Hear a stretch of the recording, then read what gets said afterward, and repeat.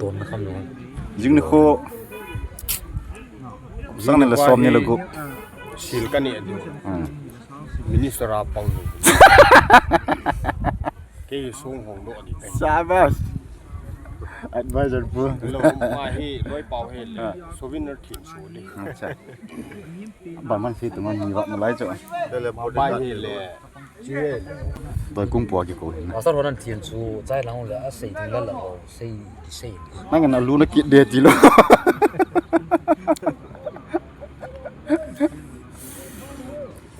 บูทูตาเวียม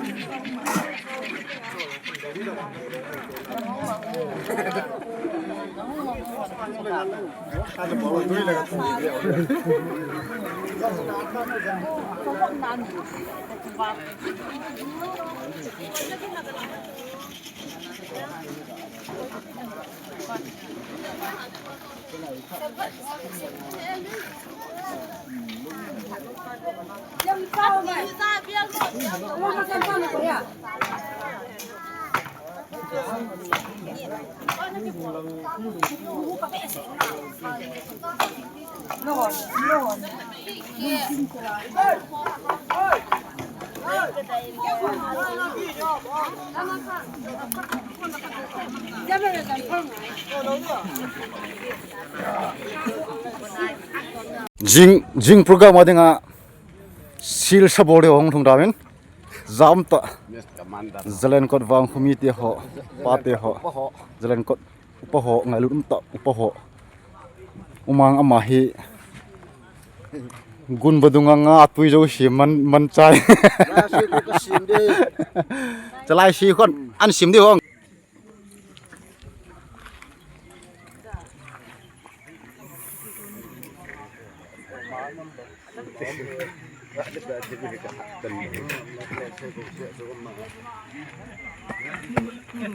rồi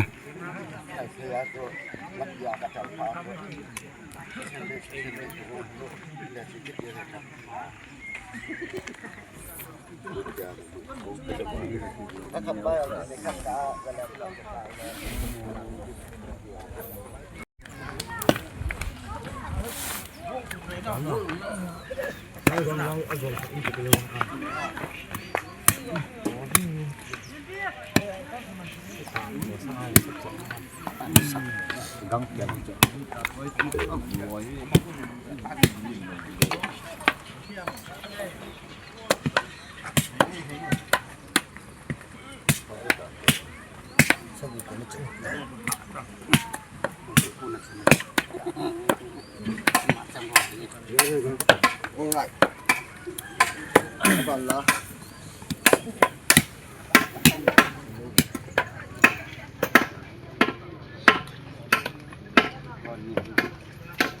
hôm chiều tao chú lá chú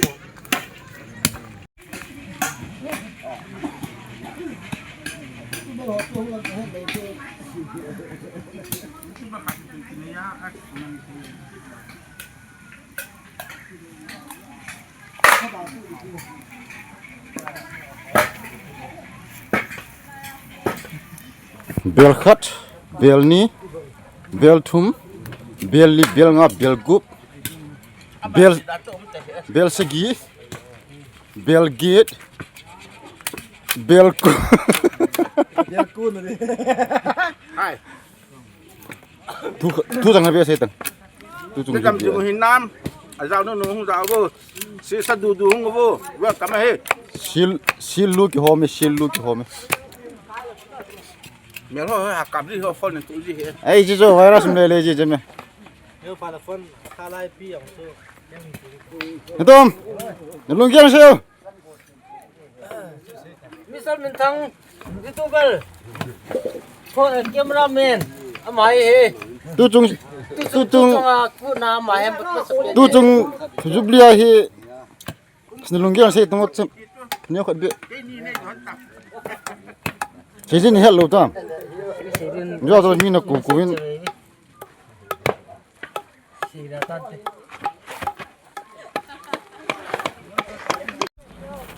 Amen. Mo ba salam bo. Pami ke pami na hungu. Sang nila som nila gup. Sangai kot gambi silver jubilee program tung ki pandai tan tu ni khoi. Patinen dam nai piwin. Sangai kot gambi silver jubilee dam selai musawa. Oi puilung pau hinjing pathini thangwa win. To hi song handok nakin kan nei deu hin. Ni chun tu ni kha video ki sim hi. Pana chai na chen ge. Ana bichi ki dingin. Ngai lu tiam nang ki nei ki ne. Thailand Christian Church Samho. The chairman Pavel Langahin, Langahin Joseph Kenai Chanpanti. Thailand Christian Church, Obung Peter Josie. Langahin, Obung chairman Pavel Langahin.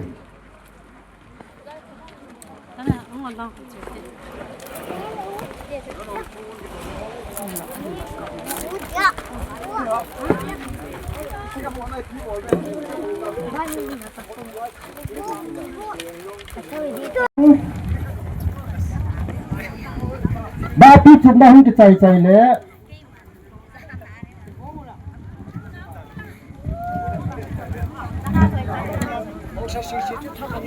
ba pi chut na hun ki chai chai le pa so je to thang ba so sa kai kon gam din su hon do na hin nei tin ama ga hin nei chai chai la gan salut to su ho sa pu le a ti mo hong hin tin tin su hun ki chai le nam na kaya na koi la pu pau lam le aku mi te ho hong hin tin ti chung ki chai le song han do ding pa to el sing sit kam kai secretary KCC Manipur sino hi sana ding a chu pha hung chi ding a hin chuan da ni chun pan hu tin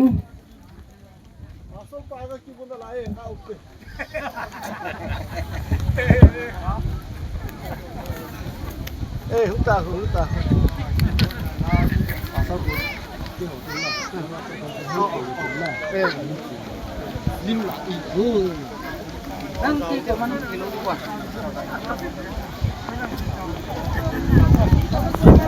Ati khi mai te teng ki khi mai zin lu tin Ati khi mai te teng ki khi mai zin lu tin lam pilau chon sulun ja mu te mi che le wa le ni bu hi win tin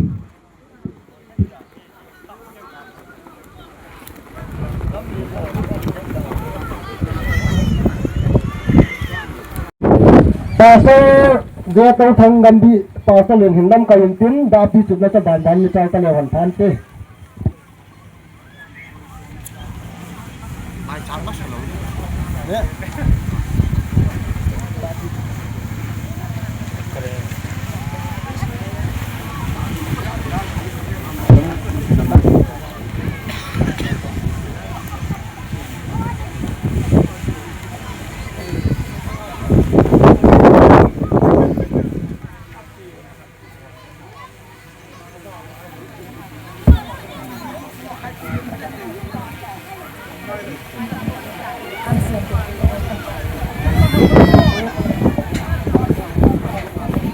Hút của chị Huỳnh Tuấn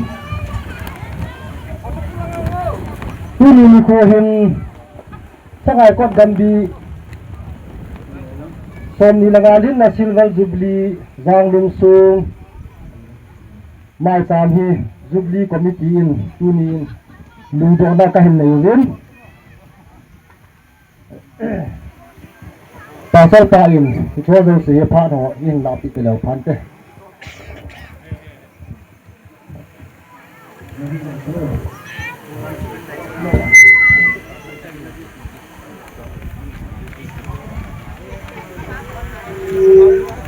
còn là cần phải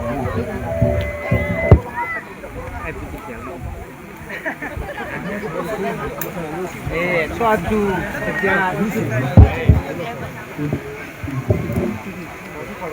Silver Jubilee kum som na hin na su hon do na ke man do ta in ama se penin gambi pakai sa pa sa jang se to thang ngam bi pa sa den han la hin sang ting ken hoi lum ting le me pum ho so thanen an ka din te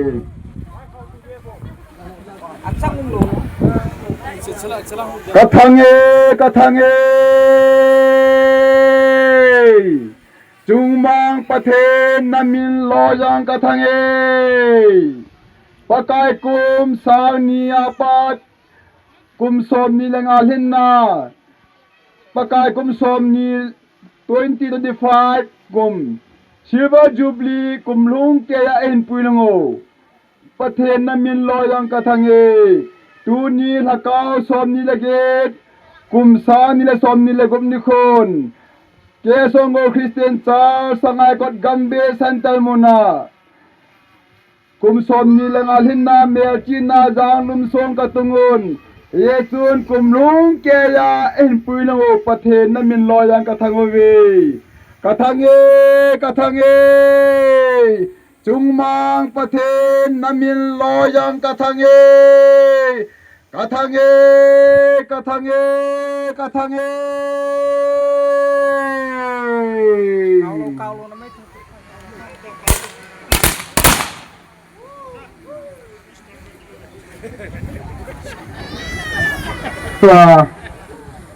kum som ni nang alhin na me chi na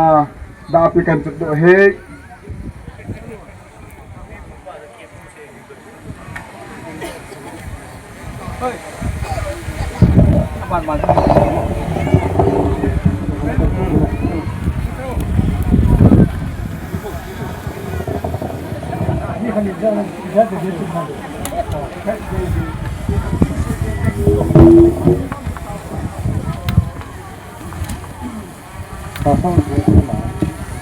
Pasal dia tahu thang ama hin sum na san ten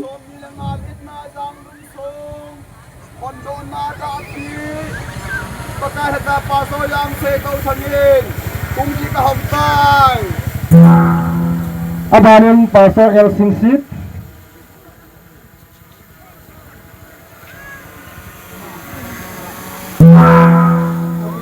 upa se thang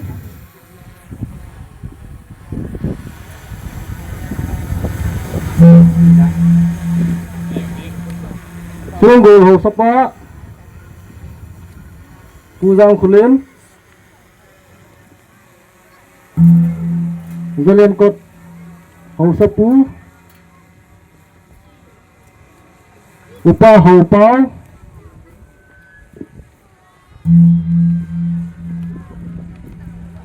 Hienggol ho sapu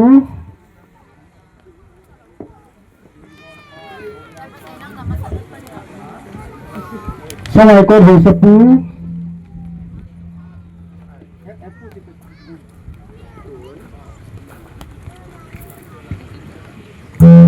Final ho sapu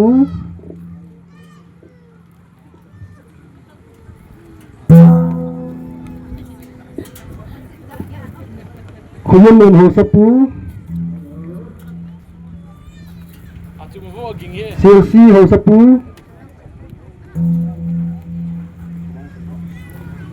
Kurang cho ho sapu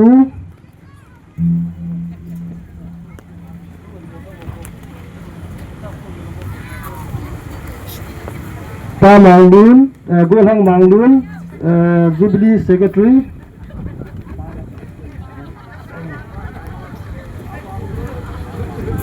Gambi Chairman Upa Ngamlal followed by Gambi Secretary Upa Minthang Abana Treasurer Upa Hopu KSU Chairman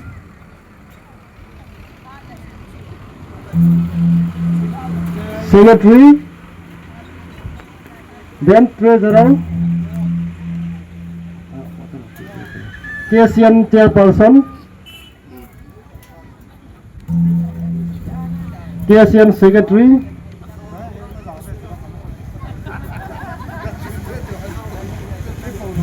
KSN Treasurer CE Secretary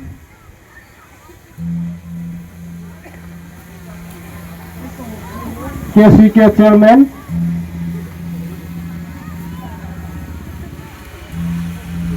KCK Treasurer,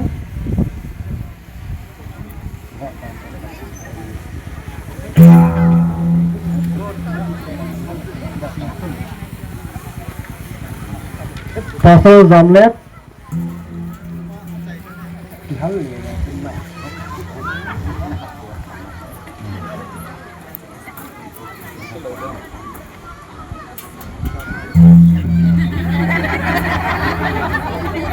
अब आना के कही दे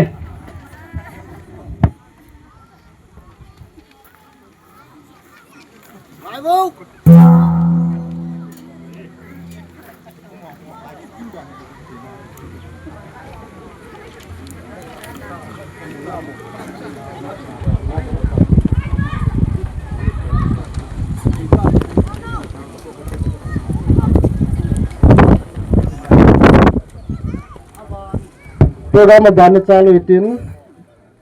tuhin nam la kaya la koila hainum Christian Church pupaulam le anung zui ho loi ho ani ko taute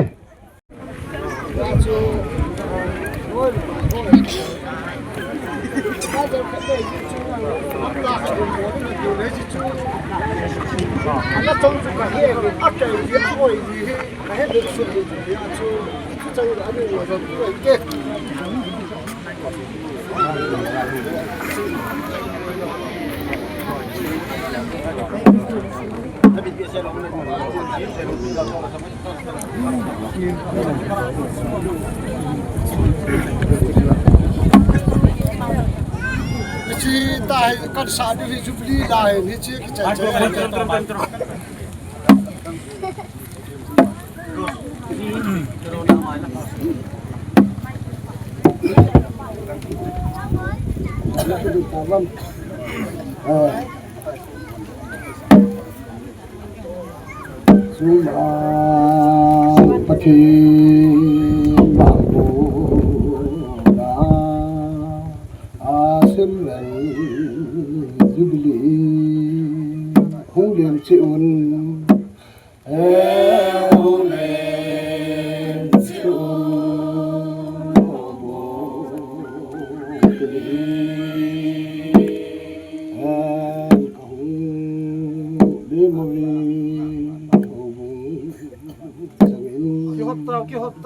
cùng xót xót đi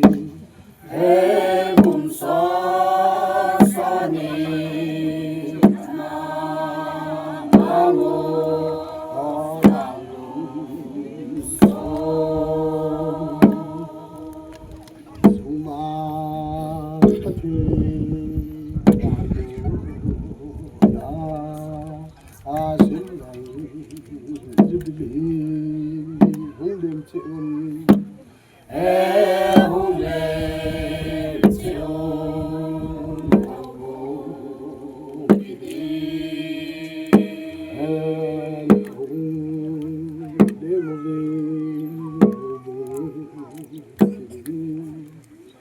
xót xót nên nó mang buồn cùng xót xót nên nó mang buồn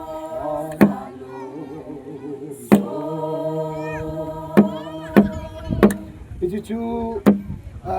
giúp đi là cái bộ lên tu hin pu ti lun kim là bộ khát hình sao với ghê em còn cá din zala ya Calvary thinte Calvary thinte achuma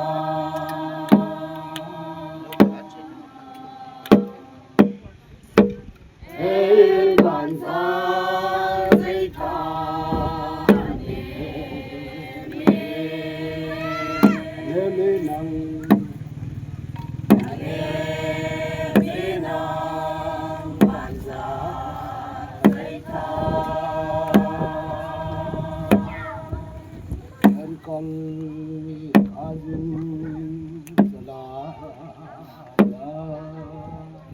Calvary thingte Calvary thingte achua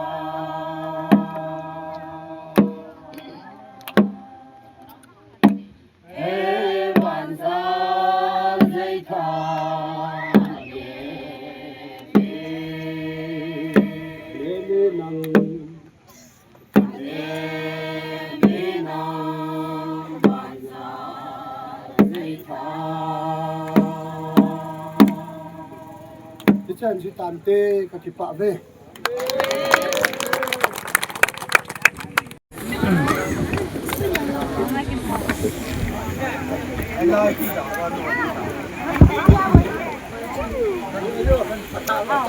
Cookie Christian Church Manipur North Chuchanpur Gamkai Sunga Sangai Kot Gambi Kum Som ni Lengal Hinna Janglum Sung Gambi Pasor Jang Se To Thangin Pa Pathin Cha Pa Pathin Chule Lagao Thieng Pathin Minin Hondo Na Kahin Nei Tai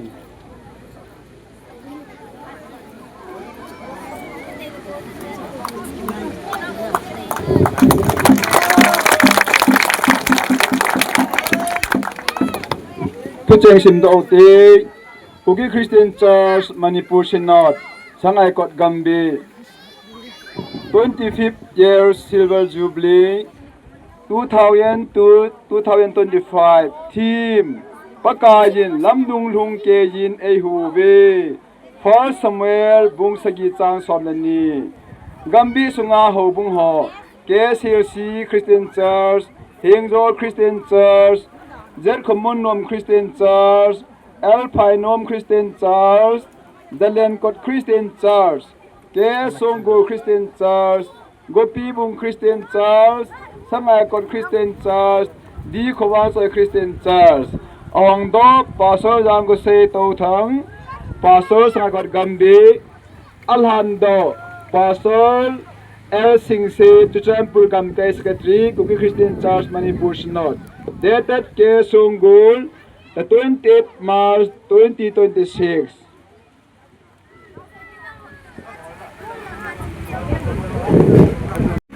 Om chen chen ki na yun man Go zu le zu tante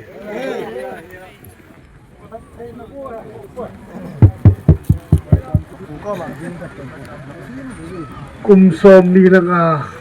ihin pui gal kai yu ba hatung lung pathin thang vai num han lang Kum som ni lang pathin ni lei pui gal kai yu bel chi na sung lung hong do thi rim taw bin hatung lung pathin a velin thang ba utin Kum som ni lang gambi hin ki vai hom naw sung hin lam kai ngày ta ta namun lim san yung tampi yung ta ding kataasanin Jadi chun kumsom nila nga melchi na sung pathin hi nga ithando ding wahi tafanin gozu hen lang dai kai yung le lam kai masaho zabol na le pul dong na le gel do na in chom cha thip cha di no mutin chu ting na taw na kahin man de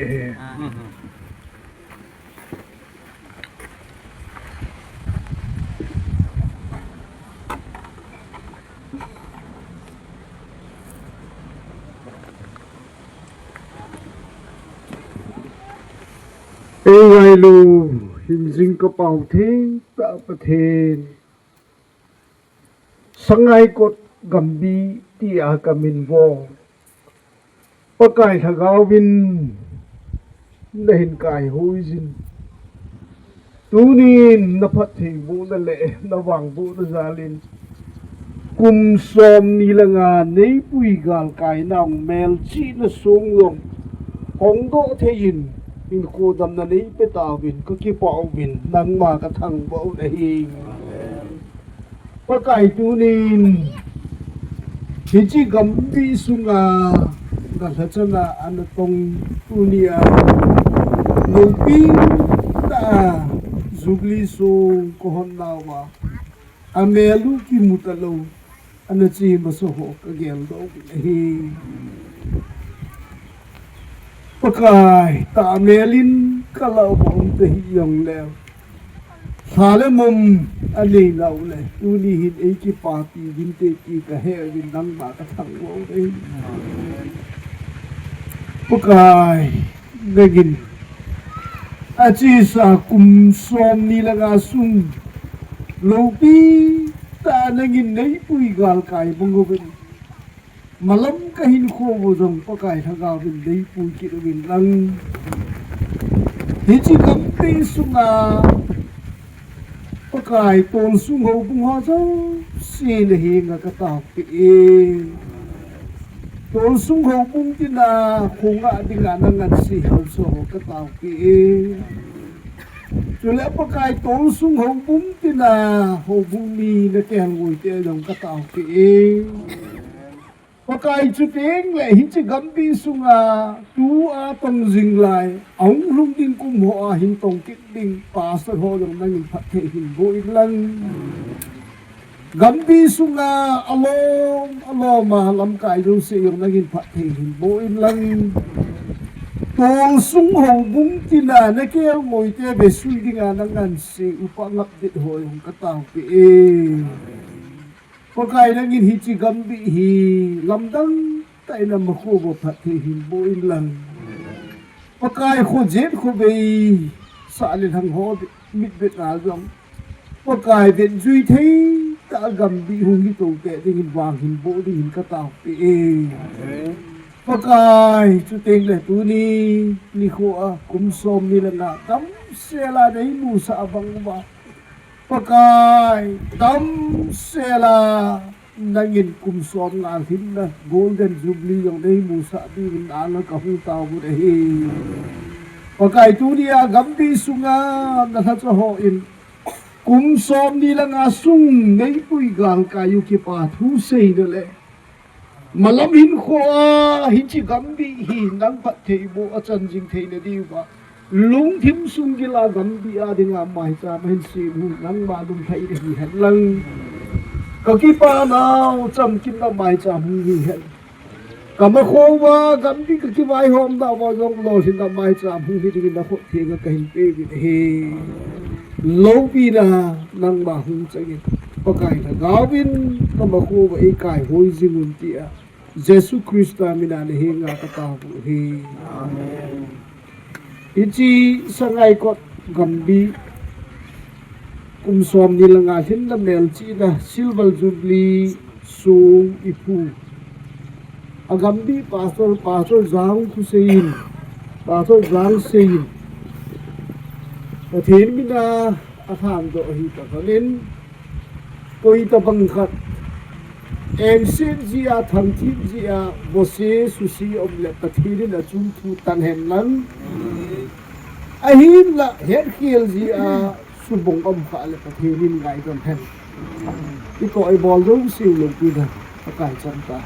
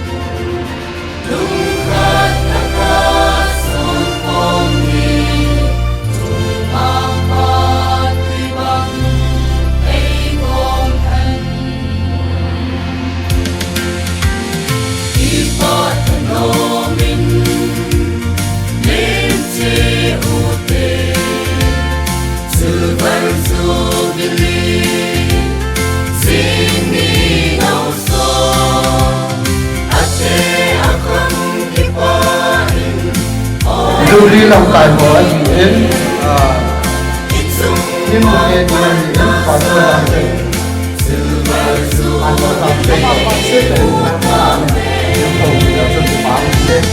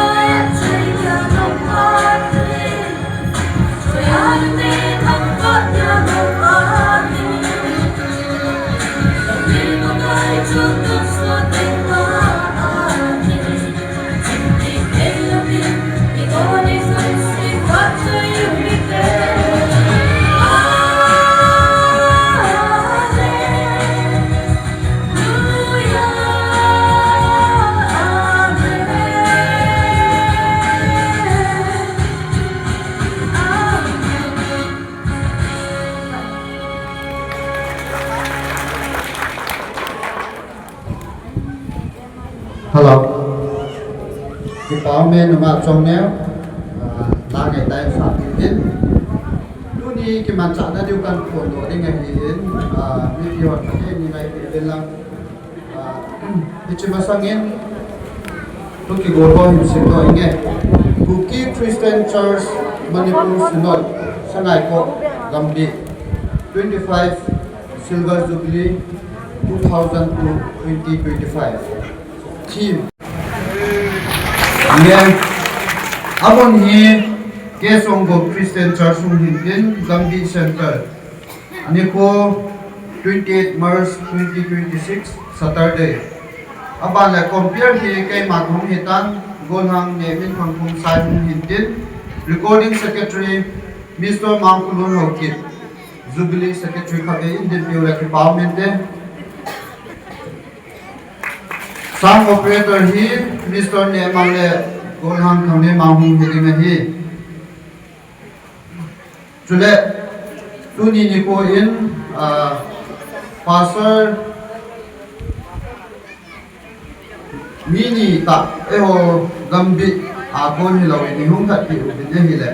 Ki Pa Thu Iseu Din Ama Chu Khat Chue Le Pastor Zam Se Hung Hin Din Khat Din Di Pio Le Ki Pa Min Te Pastor Zam Le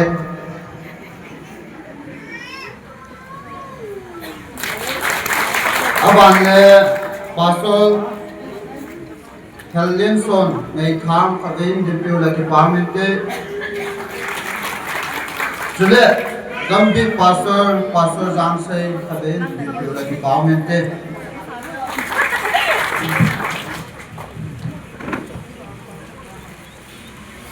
Song hon do na kin ini chai tau de gel sangin phat hi idal ko den phat chen idal de ni hile ma cham na khat no ka sa ji din mi pi ahong zo se chunga a phat chanan hong hong ji din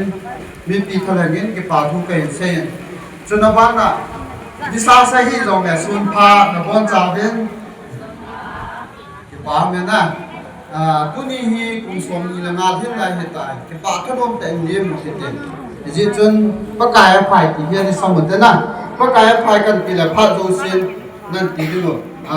ve thum ni sab dio he pakaya chief secretary mu hin aba le ni na to say u jam plan ko sum ho sap lo hin special number nga hinyaw sum gol souvenir man do hi upa sai thangam bi executive chule chi ka sei na bana souvenir tu hi azo pale asar son ahi theale mutia pate acham dim long lo zo si chon inho video ben ikati ki do de abale Jubilee message hintin Pastor Elson Sid holimna pa naumin Jubilee chairman hintin Jubilee lapi hi Jubilee kwer ho hintin holimna le thilpha bolna gambi le long bol ho hintin hauso ho gambi pastor ho Pichu Pat le chun holim nong chan nong holim deu hintin special number pa thangboy himzo Amazon niki got event ka himtemen holimna pu paulam Jubilee advisor aman phat ahin kila chai phat le gambi thusim hi upa sai thang gambi executive in ahin sai ding hintin chale secretary report golham mangfulun hoki Jubilee secretary hu hintin ki pa thu saina upa ngamla gambi chairman hu hintin phat chaina le an kong tauna pastor jamle hudin chichu tu sun ikiman cha na deu hintin tu in phat hui phat the na deu win upa su thang CE secretary in phat phat la tauna hu ne tu ki pa men te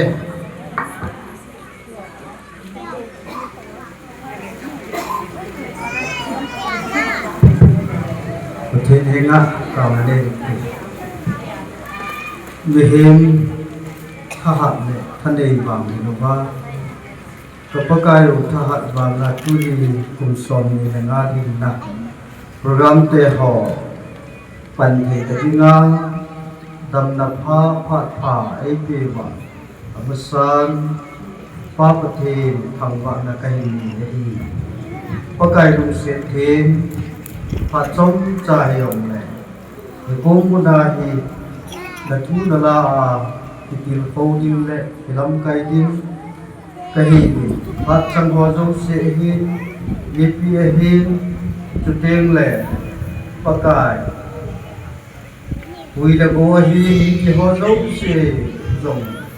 là nung xít là đôi ở đây quy tin thì dùng là có mặt cả tam để hi phát thì hoa dâu sẽ nó có là hình bọc sẽ in alung le thì sau này ông rất sâu vào Kapakai Nazareth Yesu mina katawahi amen. Azong chun ahong kalsong pastor hoi phung do taw din tu hin het ding along ideham Jubilee lamkai ho kha dei din lo so lung tin advisor pu panglam kha dei hong din yu la ke parliament te ama hi al phai no ho so pu do ma hi e tu in chairman hi pa naw min hum tin ama kha dei din lo yu la ke parliament te secretary hi bolhang mangkulun hum tin ama do kha dei din lo yu la ke parliament te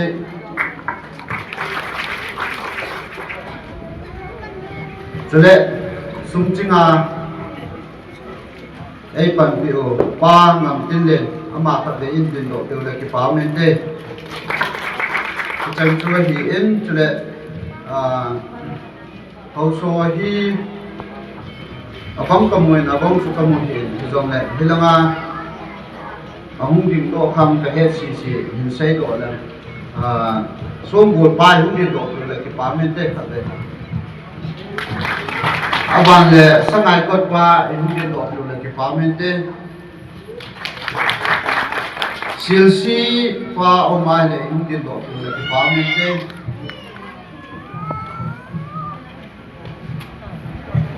Kubang choi pa omala khate ihung din do le ke parliament te hin zol pa mamo zeleng pa omam gopi bung pa khate ihung din do le ke parliament te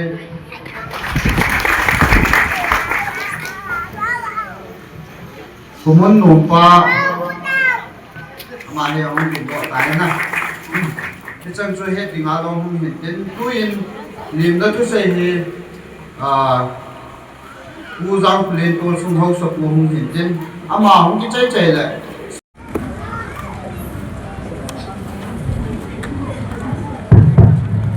khi bỏ mình tu ni ta bỏng phát phải biểu amasan phát triển thằng văn mong làm tu diang khi bỏ nu là pa sele gambi sunga pastor ho hian lang thang lai ho hi lang le mi na mu pha lu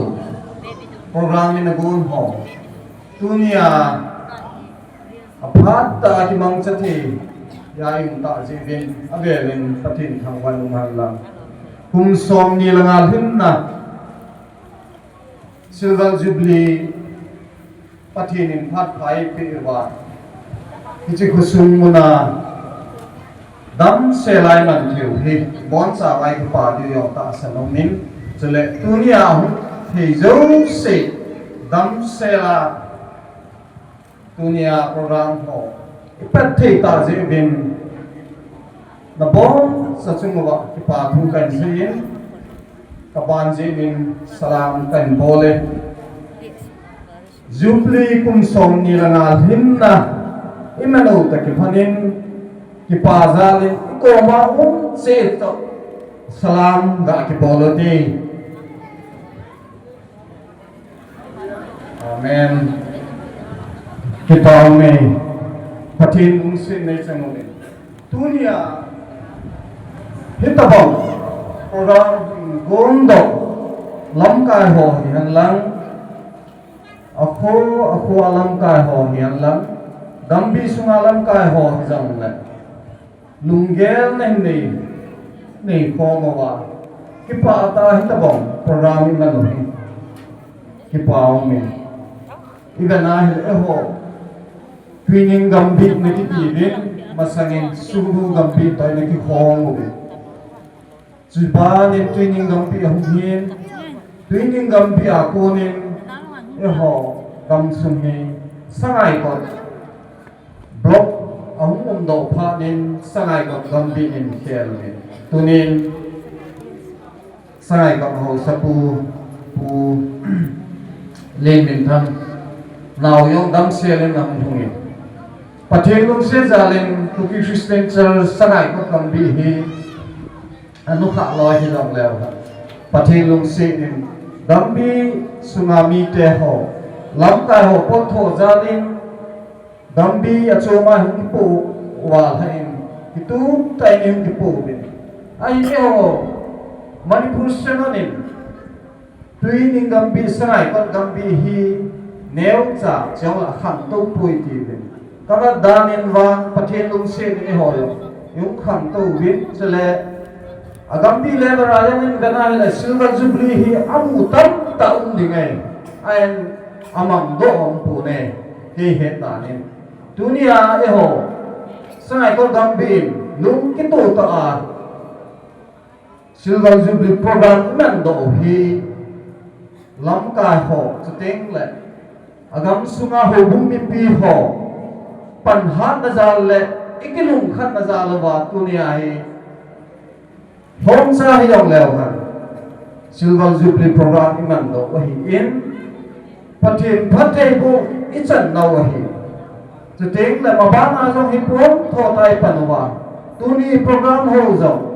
lol hin tai nu bong ba hi ba ba na yong kilung to ta lam kai ho yang lam kham tha ho hi jong lew han panila wa golden jubilee chỉ sang à hồi giờ là phải rồi nên man độ thì là đi một bên dunia hung ki khom ho zo sim gambi sumoba thanon tan ma ba ne pan lao hi tin lam ka hon zo tunin pathen lung se za la silver jubilee som ni la ngal hin na in imanu takin hon him ma ba na yo pan phatha cha lao hi tin ai thei le gambi da ho sang a ma chang na ding le khan tu na ding hi lam ka hon zo idalo wa panila wa teng le gam suma kham tha ho zo sin zo khanu ta panila di ka ki pa na khat to ken sei do do men e ho gam bi suma kham tha ho pathin wa chai na la na zilun ar bom sim da hen ti vin ni tha ni hon la na zilun lam kalanga yo gambi sunga yong hlo tui bong center buna la na zilobe na sa uta ti cha te ka do la ka hum ta ve ni ha ni ham la azilowa an khu mo chu iya kita de o katiyahin kalunggel iya kita dan angai dan ipiya tidak lungsia na nulak pati ano ini mai the ai ke pao me sa te ho yong na ki lung tu za lo wa ta bong nan bo lo wa tha lo ta pan nan la wa ilo thì thầy giả luôn rằng nó chứng chế mà bà thu cảnh thủ nghĩa chứ thế là mà ba nè gambi suna lắm cả họ lúc cái tổ ta phần là wa gambi center mon wa ni gambi silver jubilee ki mang ta gambi office khác dòng cái này độ thầy lo hi chỉ hi ai thầy à hay là lắm cả họ chỉ hi nó hồ ngô phụ này tu ni silver jubilee man vàng vin họ khát sư cái học khôn là điều lắm cả họ nó tủ khôn là điều office một nếu khát giả cái này độ thầy đủ vàng vin abu gì chỉ ai thầy à hay là mà ba na lắm cả họ lúc cái tôi đang bận la ông lăng hít thì hồi ông hi cái này độ vàng hi là nó tổ bắt sang là cái lục khát đấy ông thì ngay hi thì cái xây độ thì mình nghĩ nó xây cái xây vào lắm lệ ai đó muốn tin mà ba na golden jubilee đón xe là cái môn là thay định bên phát thị này chúng sẽ vào phát thị bộ tàu cái phải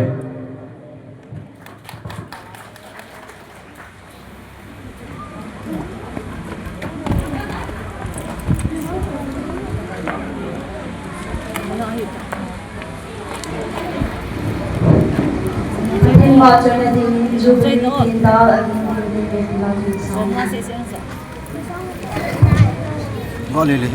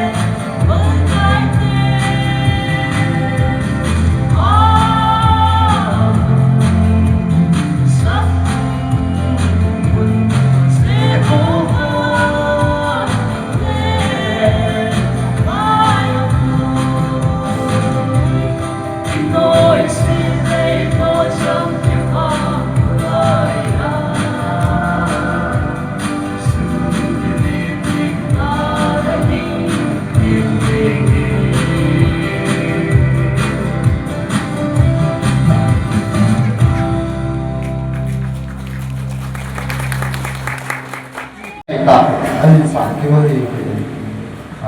phát để âm là nông sản của thế gia lên năng diện bạch hiện thằng vợ bên cho nó ban à ở về những cái bảo thủ cần xây cái này mình đi khởi hành tôi yên số cái niệm hàn của không hiện trên qua xây thằng gam đi executive không hiện trên ama không cái chạy là Jubilee message pastor al sin akha an la te te ni mo de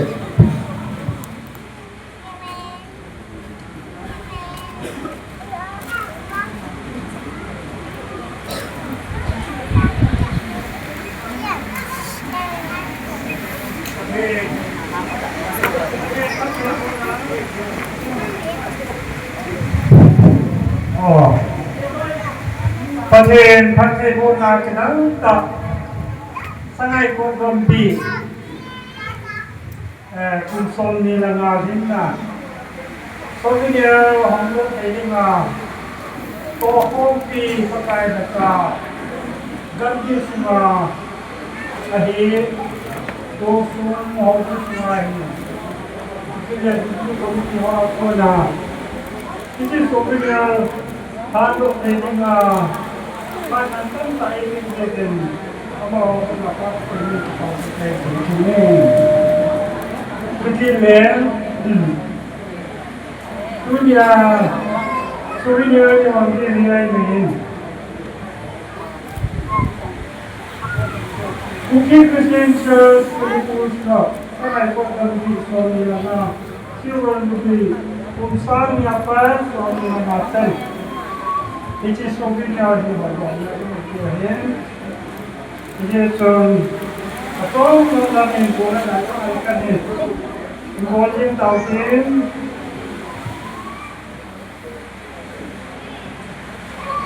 It is something lagi untuk dilema sangat kuat di in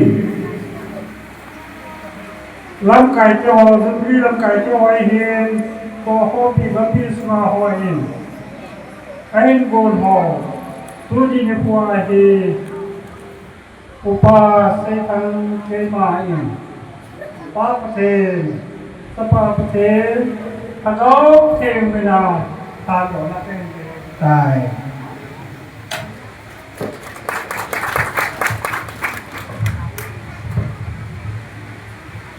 ini nggak tahu không thả cho không cho bánh cái này là gì cũng có vấn đề pakai tu ni ho hi sangai ko gambi kum son ni laga tu ke ane pulwa tu ni ho hi pakai asun ni laga ki mansa hong su ni te ho Hong do thay đi ngà, Hong do thay đi ngà nên phải ta gì bên Hallelujah nằm nằm trong vậy Cái gì xuân cấp bậc Cái gì số cái này gì Asin po dấu xia đi ngà Ta sa lệ gao là mà cần tổ na Aso do thay nó đi nghiên Nào mà thật thay hình bộ đi nghiên Nó cũng thay cái hình thàn Cái chẳng hạn cho học chung về Ai hú đi ngà Apakah Yesus namin nakataw? Amen.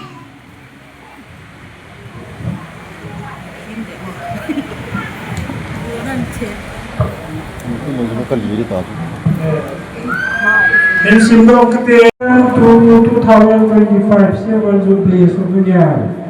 Atu pisu ele Pakayin Lamdang Han London, Hong Kong, Ehoe, Toswell, Bukat, Sansagi, Bumsagi, Samsoladi, Juhin, Kalajahon, Jehi, Odona, in the Venom, Quayon, Etopino, Sadan. Ang lahat po pinapikang session dito at ay nakain sa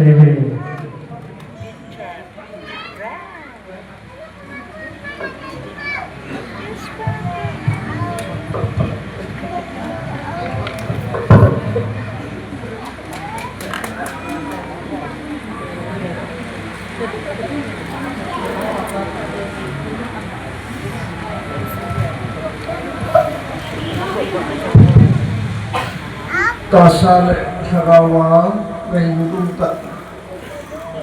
kuria ni khong hodu si sangai kot gambi symbol jubli chibai kahin pewe patherin damdam pehin puyumin tunin kum som ni langa ei pui gal kai taw taben tapi hangwai dum menlan sangai kot gambiin kum som ni langa thimna pathin thangwa na tin iman ko harin sirona lam tai chen long ki hong khon gambi khatin jubli manta ki papi ok the de de kati le chun sirot menin bel sa khat som ka kai choi hanin pasal pa to ji gambi ka pe wo he tunia tun su ngau sa pu na sei pa chu agana office da sa di office as bu ke ho ji di wo he kai pastor pa hin chairman hin executive to thu ko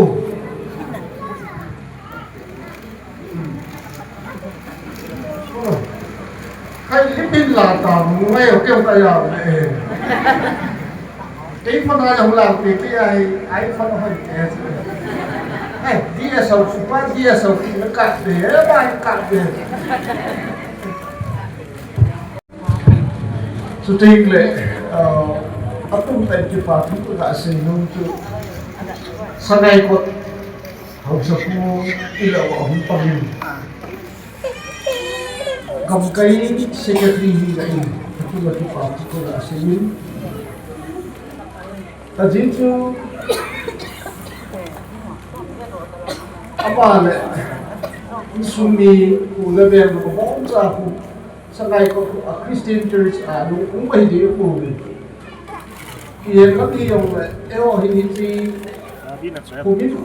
sợ và thấm cái sợ của hiện nè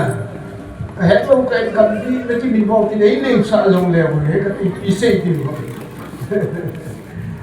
tôi nên như là bảo học sư cô giúp đi ở Hồng Kông anh em về liền học sư cô chung là tôi bảo tôi sáng tay cảnh sĩ cái gì cái này bảo họ đang ngày cái sung để họ Saya pastor hello so he having em bung ini kenta. Obung mi dia ko maka ga sei long chu tila tu suguru gambi ti wein ti so mi ni khen we kai suguru gambi ta lo ding em bung gambi hai kai ye.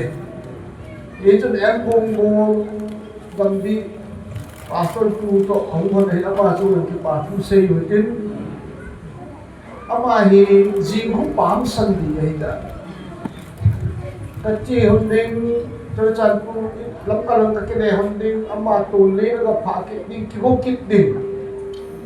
ding le em bung bu la le su nu la an le su kit de ta ke le hon ding tu le ga pha su ki ho kit ding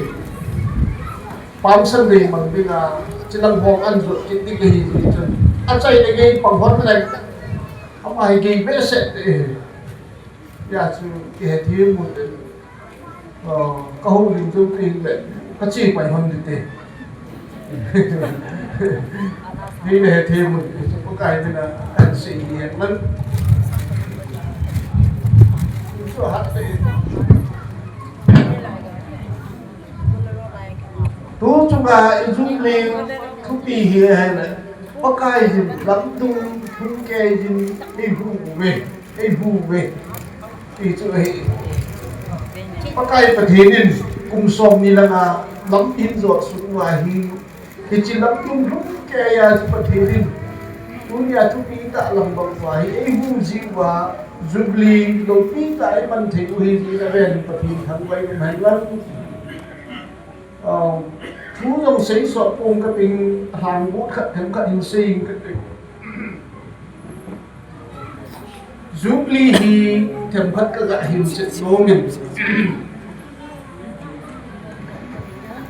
giúp ly cái tì thức danh thì cô ya cô là không kia là bộ hả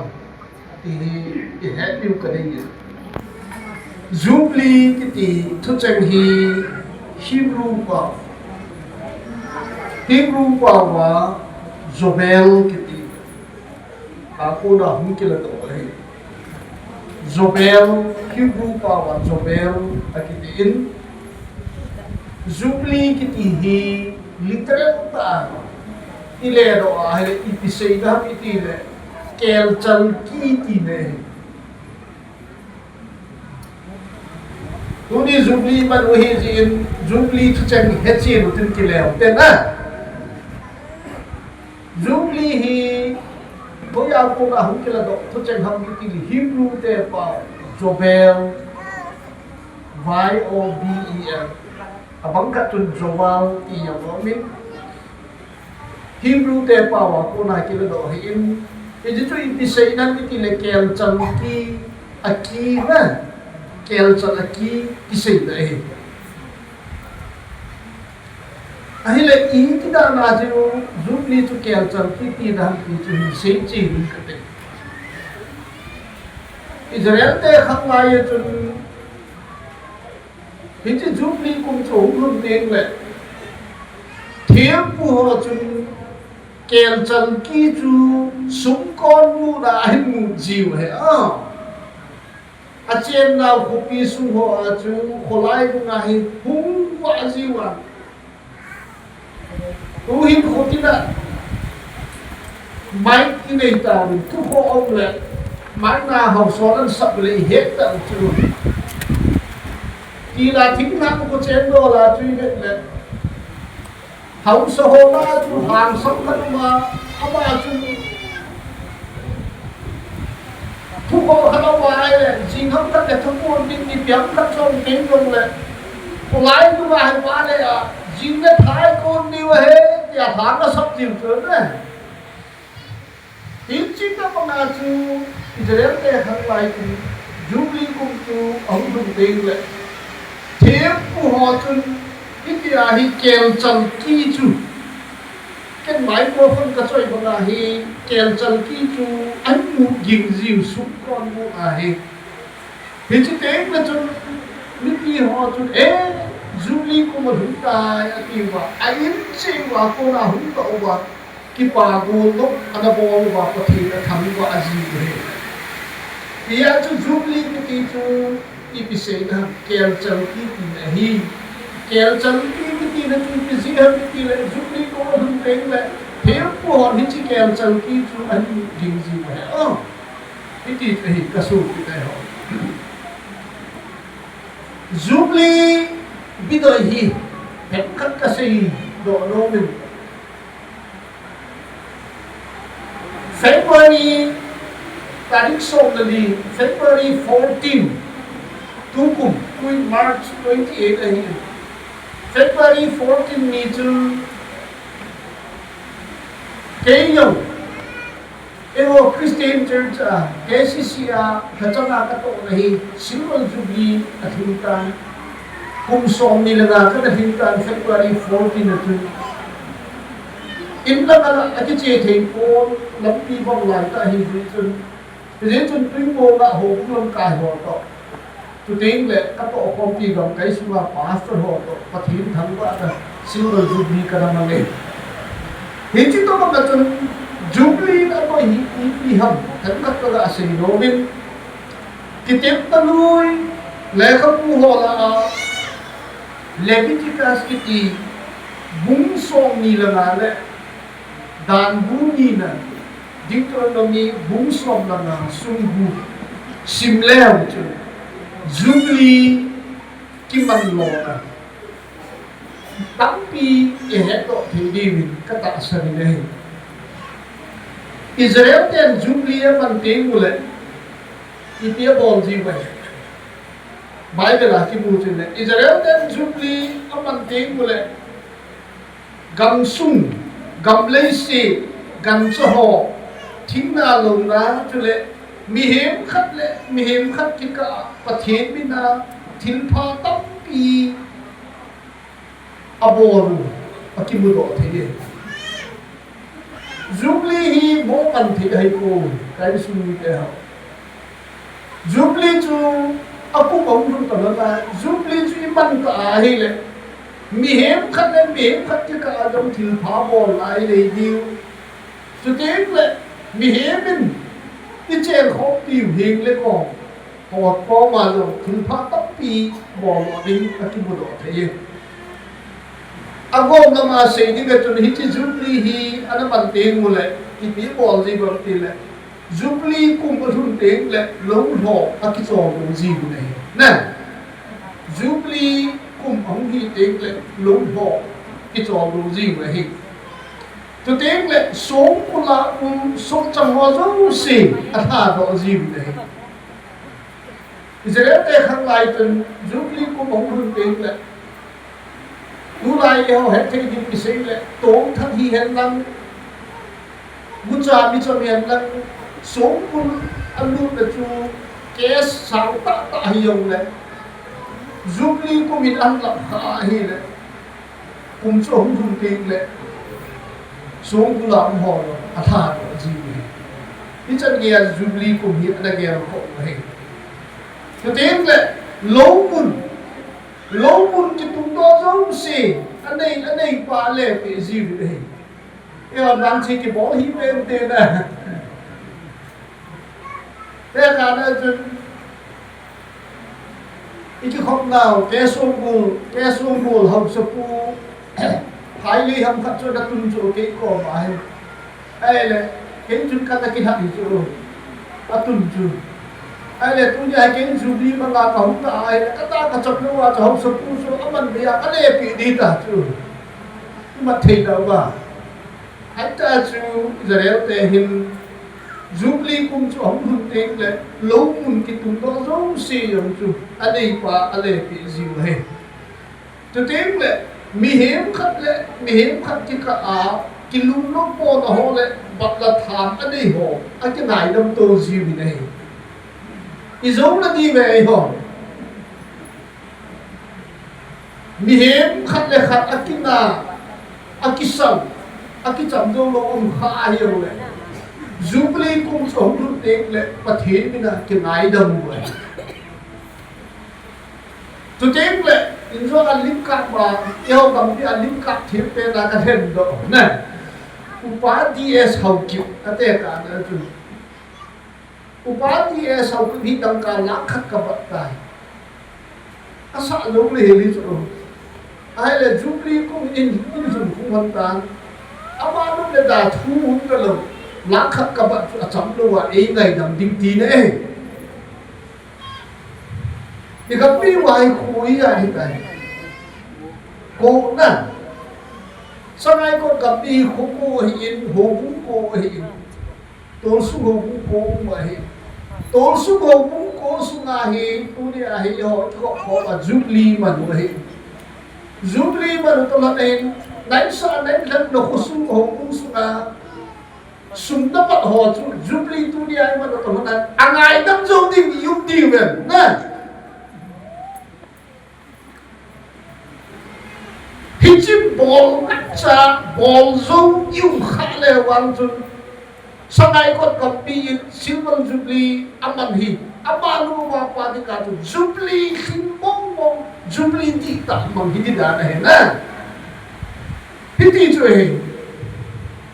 và thế tâm thần Israel về Jubilee anh mang ra được hít đi chơi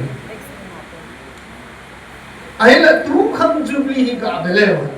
và nói hít lắm pi cho mà Jubilee cái bằng tâm pi ở bên lấy xe lốp pi này là lốp xa là có hình xe là Jubilee bằng đồng tâm pi ở bên Jubilee cái gì hi và thế nên Israel te anapi wa ko wa loya he tu khanga lampi chom ma bihem te ihin manwa hi Jubilee ki ti pathin thil pe ahi ji in ama lung de ya iman lo bure pathina kun khau sak na ki chang thei au me ilo de na let's say to la Jubilee hian nang là bây giờ là những cái Jubilee hi, cô giải cái là họ, và khi đến đến việc te ka na sun KSO sangai kot block ku PNP sangai kot block lấy sự thu hết á ta sẽ thu hi ông bao giờ chú Silver Jubilee Golden Jubilee ông dùng thế ta sẽ Jubilee hiện lần thằng áo thua hay ông EP Jubilee hi tay ông này và thì đi để EP của in which is Jubilee hi ya chú Jubilee chú ima lại mà ngáo ta này anh ấy bảo luôn đi mà anh ấy chỉ cho cái xuân như thế không thì diễn chúng sang ngày còn cầm đi xuống áo hồ vung mi tên Silver Jubilee ima một tổ hợp là igel độ điều khả năng những cái sinh luôn này dunia hi Silver Jubilee ima một hệ tán ima một tổ hợp đến oil phungali tập cái sinh độ bị luôn này khả năng Jubilee cầm bin ima một tổ hợp đến khả năng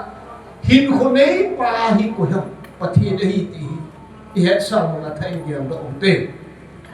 và thiên thiên về hi hám pin mi na cái hồ này và thiên thiên về thầm khá thầy tổ thầm khá thầy nè phát ra lại những cái sự sợ độ này và thiên thiên về hi hám pin mi na cái hồ này thầm khá thầy lệ thầm khá thầy và thiên thiên về là chính cái thầm khá thầy à tao cái thầm này nè chính nè tua hung lên và thiên thiên về là hùi có một thầy bốn thấm nhau cái thầm cái thầy bốn ấy bà thì ông mình cái thầm cái thầy rồi thì là vấn nè thầm khá thầy lệ thầm khá thầy English là tangible and intangible thầm khá thầy là mình thì nó bằng cái chuyện và thiên thiên về tắm ta là hình thầm khá thầy là mình là cái họ bên hình khô cái gì hình in khô hình và thiên thiên về là thầm khá thầy thiên về khá thầy cái số như thế họ thì cho hình khô hình và thiên là cô in đây dùng anh gì gì in và thiên lúc này là hình khô như mà hàng ngày gì mi hiểm cấp tiền hin khô hi ano pa man ding igen zibi hi chu bol ki lin ta hi kan sum de ho hi chu tu dia gam bi in Silver Jubilee ma to hanin hin khô hi ma thi ni nei pe hi hin khô nei pa pa thi nei in ia chu cái màn các nó vào cái hình khổ hủy và thế đấy cái cầm màn đấy và thế lung hàn là cái bò nó định hình thì hết sau rồi đấy gạt thả gheo đó ổn định đập lại xuống là và thế lung tây à hình khổ mong hồ mi vang thôi để hình định này và thế thằng vợ ổn định đấy anh nhìn là Jubilee im vào tổ hợp đến anh nhìn là xây đó nó cho nên in sung về bị ổn định gam bi sung a tol sung ho kum ko yu ko min to ni a in sung tam pi hung kho mi he bin Jubilee ba to hanin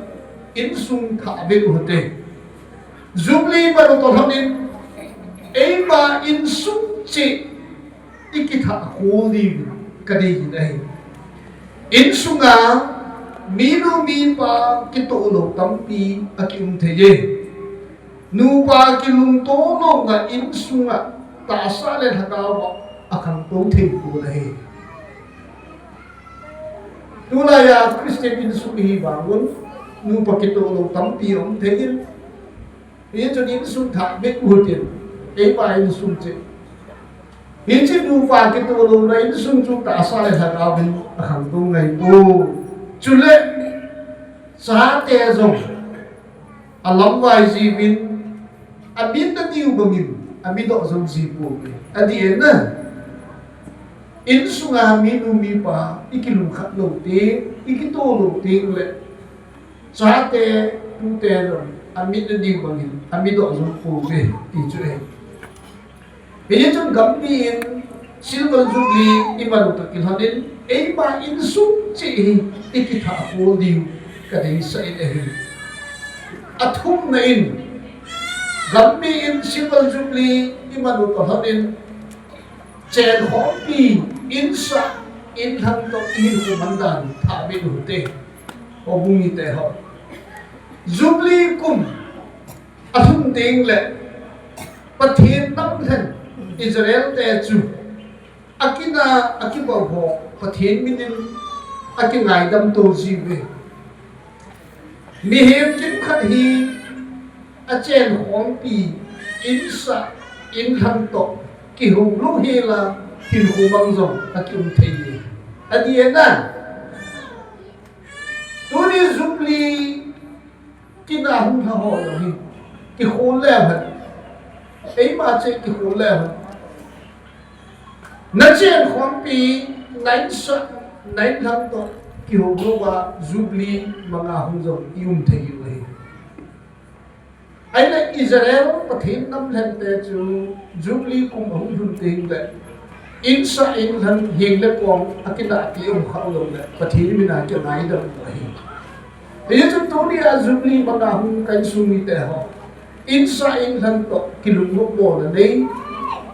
ki ho lo hin khum bang ki to lo khau le tu ni a Jubilee ban to hanin pathin min in sa in than to ki chamuti ki sa thum la ka sing lo he anni naim bat le tha mi hem hi koi ma phap sia ning khing se na kusa akium pu in sunga da mo ve si chule moi da jap chu chung ji in bat le tha tam pi zong akini do thi Israel ten Jubilee kum asin ting le bat le tha anei ho zong khat le khat akin ngai tam tu thi ju le in zo a thu ma kaya ka hin se ju de na tu nin Jubilee mang ta we Jubilee ti ta but Bible a ki mu banga chu kamang nge iti di wai le na sumpat ho na ngai dam sak ngai ye koi ban ban ki zo lu mai thi we na sum ei pa khat ngai dam bala chu interest ki khot thei chi chung pu ba chu compound interest ong ki khot ki thei na lai che na thế chứ gambi sung ka ngai lu ta sakai kot gambi ho bu mi te ho silver Jubilee gambi ni man to hanin Israel te wang chun Jubilee kum ba thum ting le bat le tha ani ho khat le khat ani ki nai nam to jivin nam long ke yong hing jing pathin ho cha te khat hi jin chun Jubilee man to hanin nai sa nai thang de hing na ko sum na ba ông kha le pathin bina na ngai dam nak sa de wang pathinin lam dam ta nei khwa na to ding hi ti ka sei lo me anga chan nei gen thei chaga ki thu fi na inam suwa gen thei chaga tap pi au me hei ga jin gen thei chaga apung he je ne inam sung hi tap the ka nei Jubilee damsela namu to ki hona nahin na ko ma get thei chaga ho khat be chunga thil pha bol ge ding na ge angai pathin thang mo te na tunin pathin phat thei mo na yalin kum som ni la nga hin na silver Jubilee ku man ta we pathin ni thang ba na ni ko hi ki pa na ni ko hi Hito mo na chun pathin bina na jit na be na hi na ko ma get thei chaga khat be na ko to thi ya hai de pathin na chu ki pa in ti ka sei do no be thil pa bol ki ti hi pa kai ang sunga athonin akile ngai pu ajin chu i Bible wa ki mu Jesu hi ti na sei di ta kasing pi na hiwe kasing zui te la anel pen khat hi zong le sei zui a hi na ji a tui ta khon khat pe jing zong chu ki pa man a ki san de ni le Matthew bung so chang som vi le ni na kim chu le Jesu na sei pe le ke ma mi na tui tap khon khat mi chu na na pe wa thil pha na bo le hi chong chu a tho na akile ko ki pa ma amu te di ka hi ye chu tu ni hin jubli ni kho hin jubli ni kho hin mi khat be chu na get the cha da ha sa chu na thil pha bo ni ige thil di hom ti chung na lim ta ai nu to he aku ta dingin chambal hin ku jubli bang ta ve uni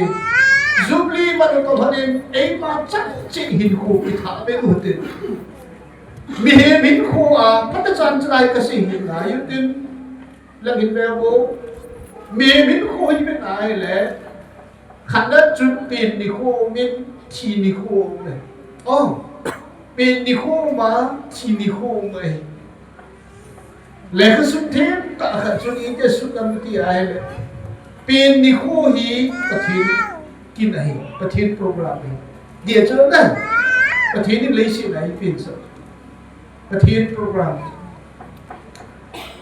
in khu giống tông khát quỳ mà đi giúp bè thầy rồi thì là ổn à đâm lại xuống chỉ đi khu rồi pathin thiên khu này cái này bên đi khu này chỉ đi khu hi pathin program này in between born and dead là cái gì vậy mi bóng pin là cô là anh chi ni cô cái na hiện chỉ cái cả chú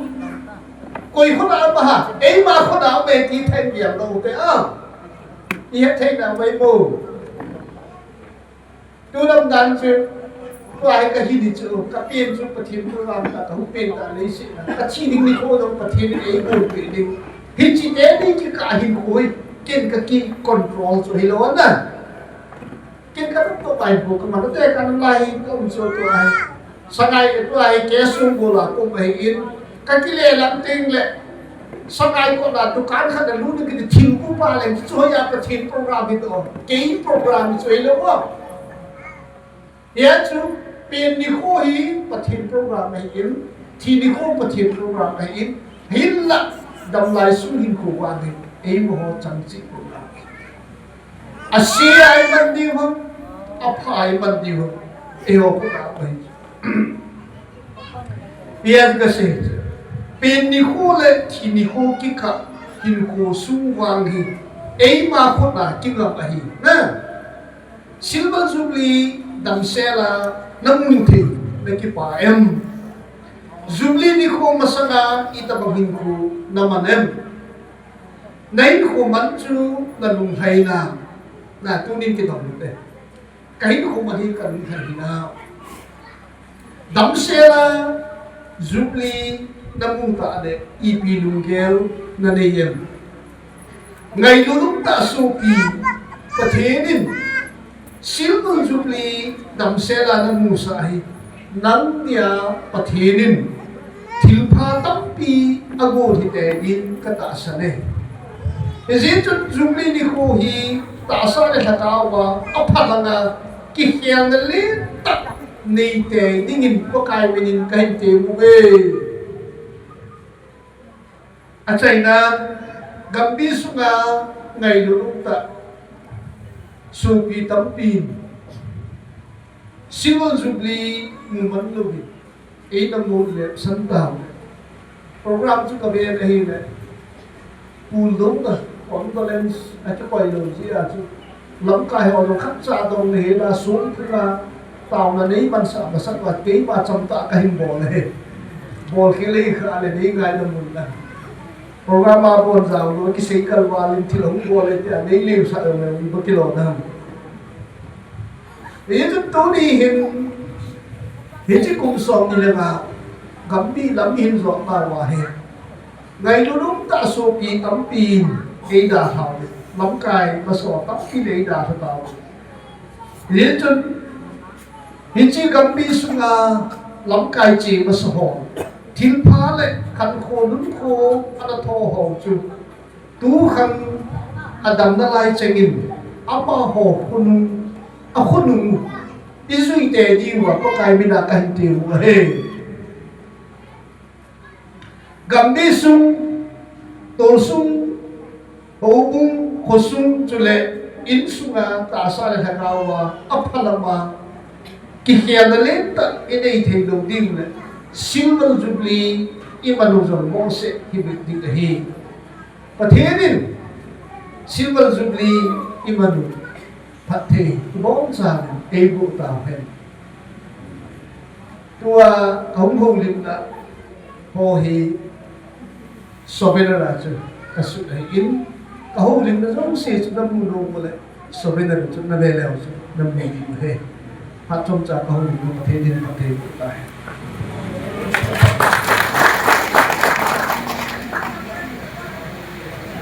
cái báo này đang bị executive order in so that Supreme State Pastor Al-Simsemen trong tại là ở cái in thu lại lại mình sẽ đổ từ đây là cái bảo thu sẽ đến tất cả những ông Phật sư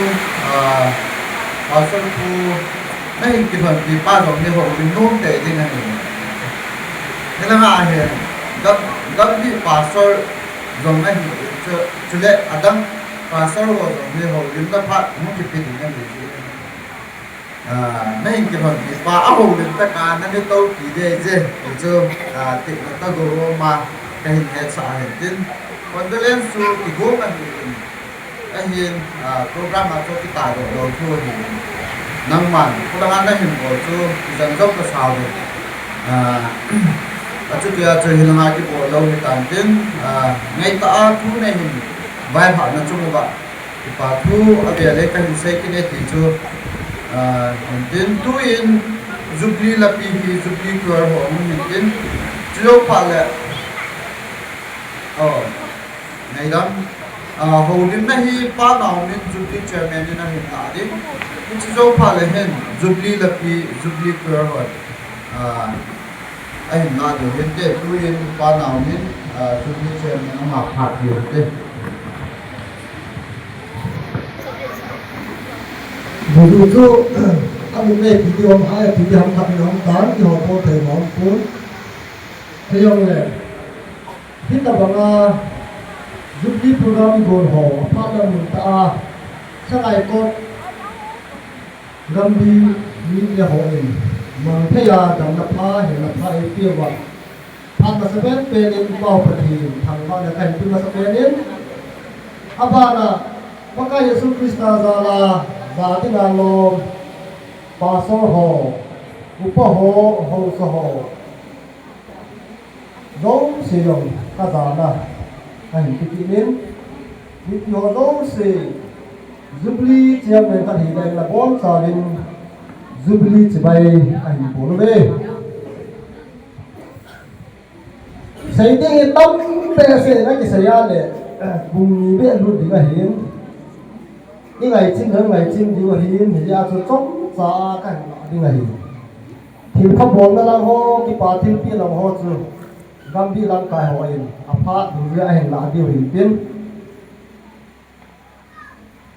Jubilee manding tia hin gun ba pa hin Jubilee lam kai ding lung ti themo win tapang cha sa hiu yong len nin hen do win ti ma hin gambi la samte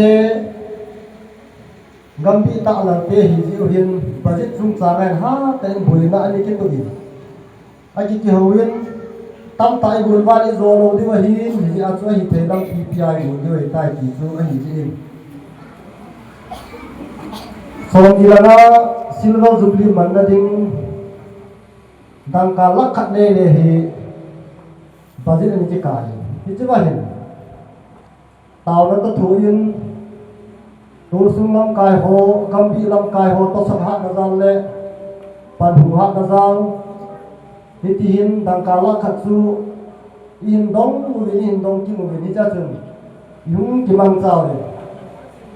mundang thindala hian la hile lak katsu decrease ho ham ai lo la sound system ho ta la yong ke thing lo mai the he jong le gambi mi te ho i pan ha na za le i ki thu ha na za le dangkala kat baji nai gu le chun tu ni hin jubilee lo pi dai ne mang don thei bin a hin le no zong sinalin pau patina velin ka thang ba ki ne he sule pe hoin ke chai chai jubilee la pi hi hun ke satinga hi in jubilee la pi yong hi in zon zong welcome speech nei pan sai ta in jubilee la pi ding hi sol phatin tan lo jin ha sa ta in ti gelin hi chun dung don da tam ta ni ki nei pumin ang ki gel ko ben hi le KCK chairman pa hi jubilee la pi sim ding ne ding an si in hi chiga hin ama in dong anh em mang lâu tuy đón mang lâu là gì cha có mong mang lâu gì đấy là hình bụi tì jubilee là tì được xiêm đơn không miếng tương rong gam bi quê hồ gam sunga khang lai hồ phần hạ là gia đình la dòng khủng sai ông ta in à đây in là bi hình xiêm pi bao này mỗi hình cụ pi bao cái sự kiện trên miền Bắc sunga dòng tung bên pi bao thùng đèn xây in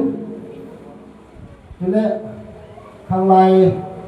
cái hồ cam bi là bi hình cung hồ quê hồ trong sự chung là dòng pi bao thùng đèn phố này cho nên hiện năm là cái là xiêm đình hi cái má tạ hình cho con giá cái bằng chun cái như khổ sao để dễ nhìn kiều hoàng cho cái như kỳ linh xiêm thêm mà là xiêm một cái cho cái như ha sấy cái này ta hiện phải nó hồ sắp bu cả bu bao lắm nhìn năm là cái mà la hình xiêm ta này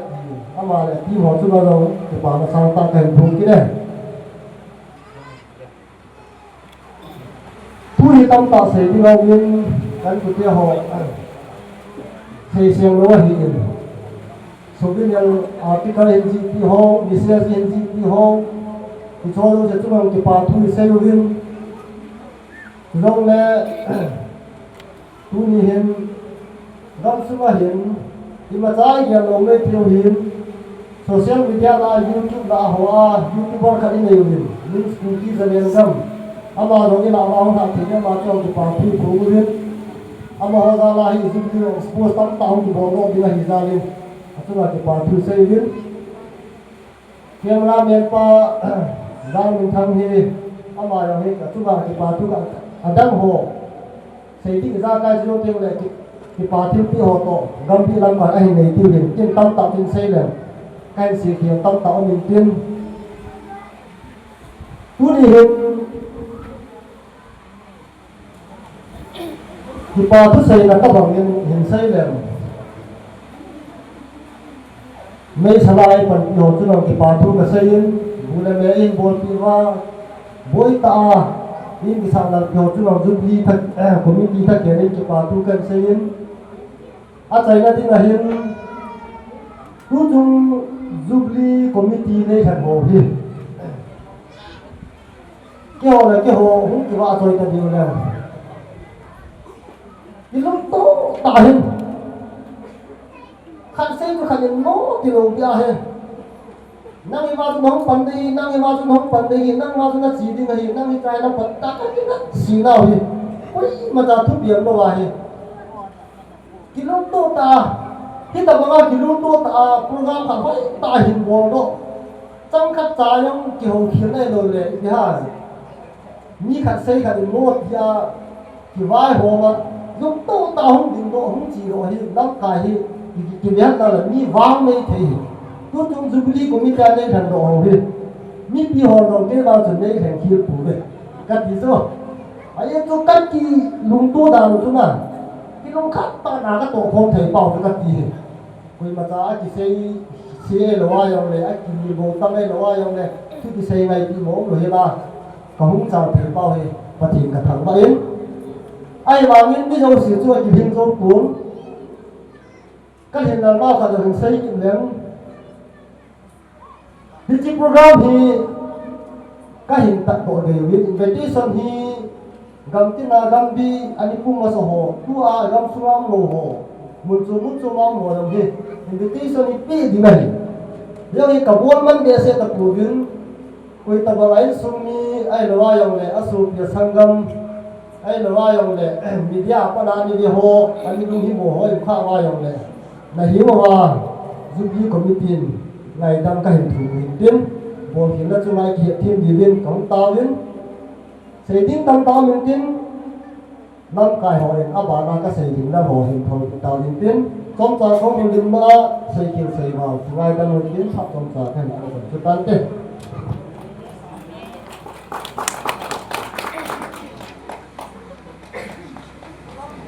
queer ho phat ngong la le chu pa men te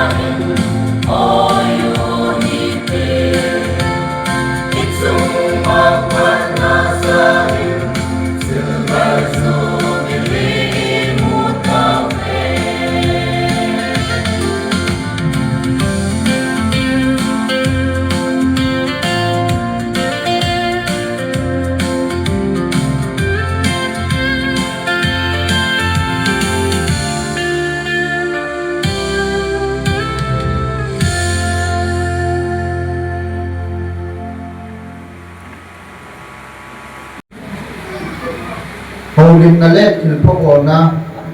gambi le lom go ho hin tin hichwa long chu ho so hin tin aban le gambi pastor hin tin aban le pastor te ni pastor sam le de hi in chule pastor nei tham ama so phat gambi ho ki chai la ne nei ki la phe ban bin te tu in ama sa pen in gambi le lom go ho non phat hin ki la le chun ki pa men te gambi hum ma sa pen le ki pa men te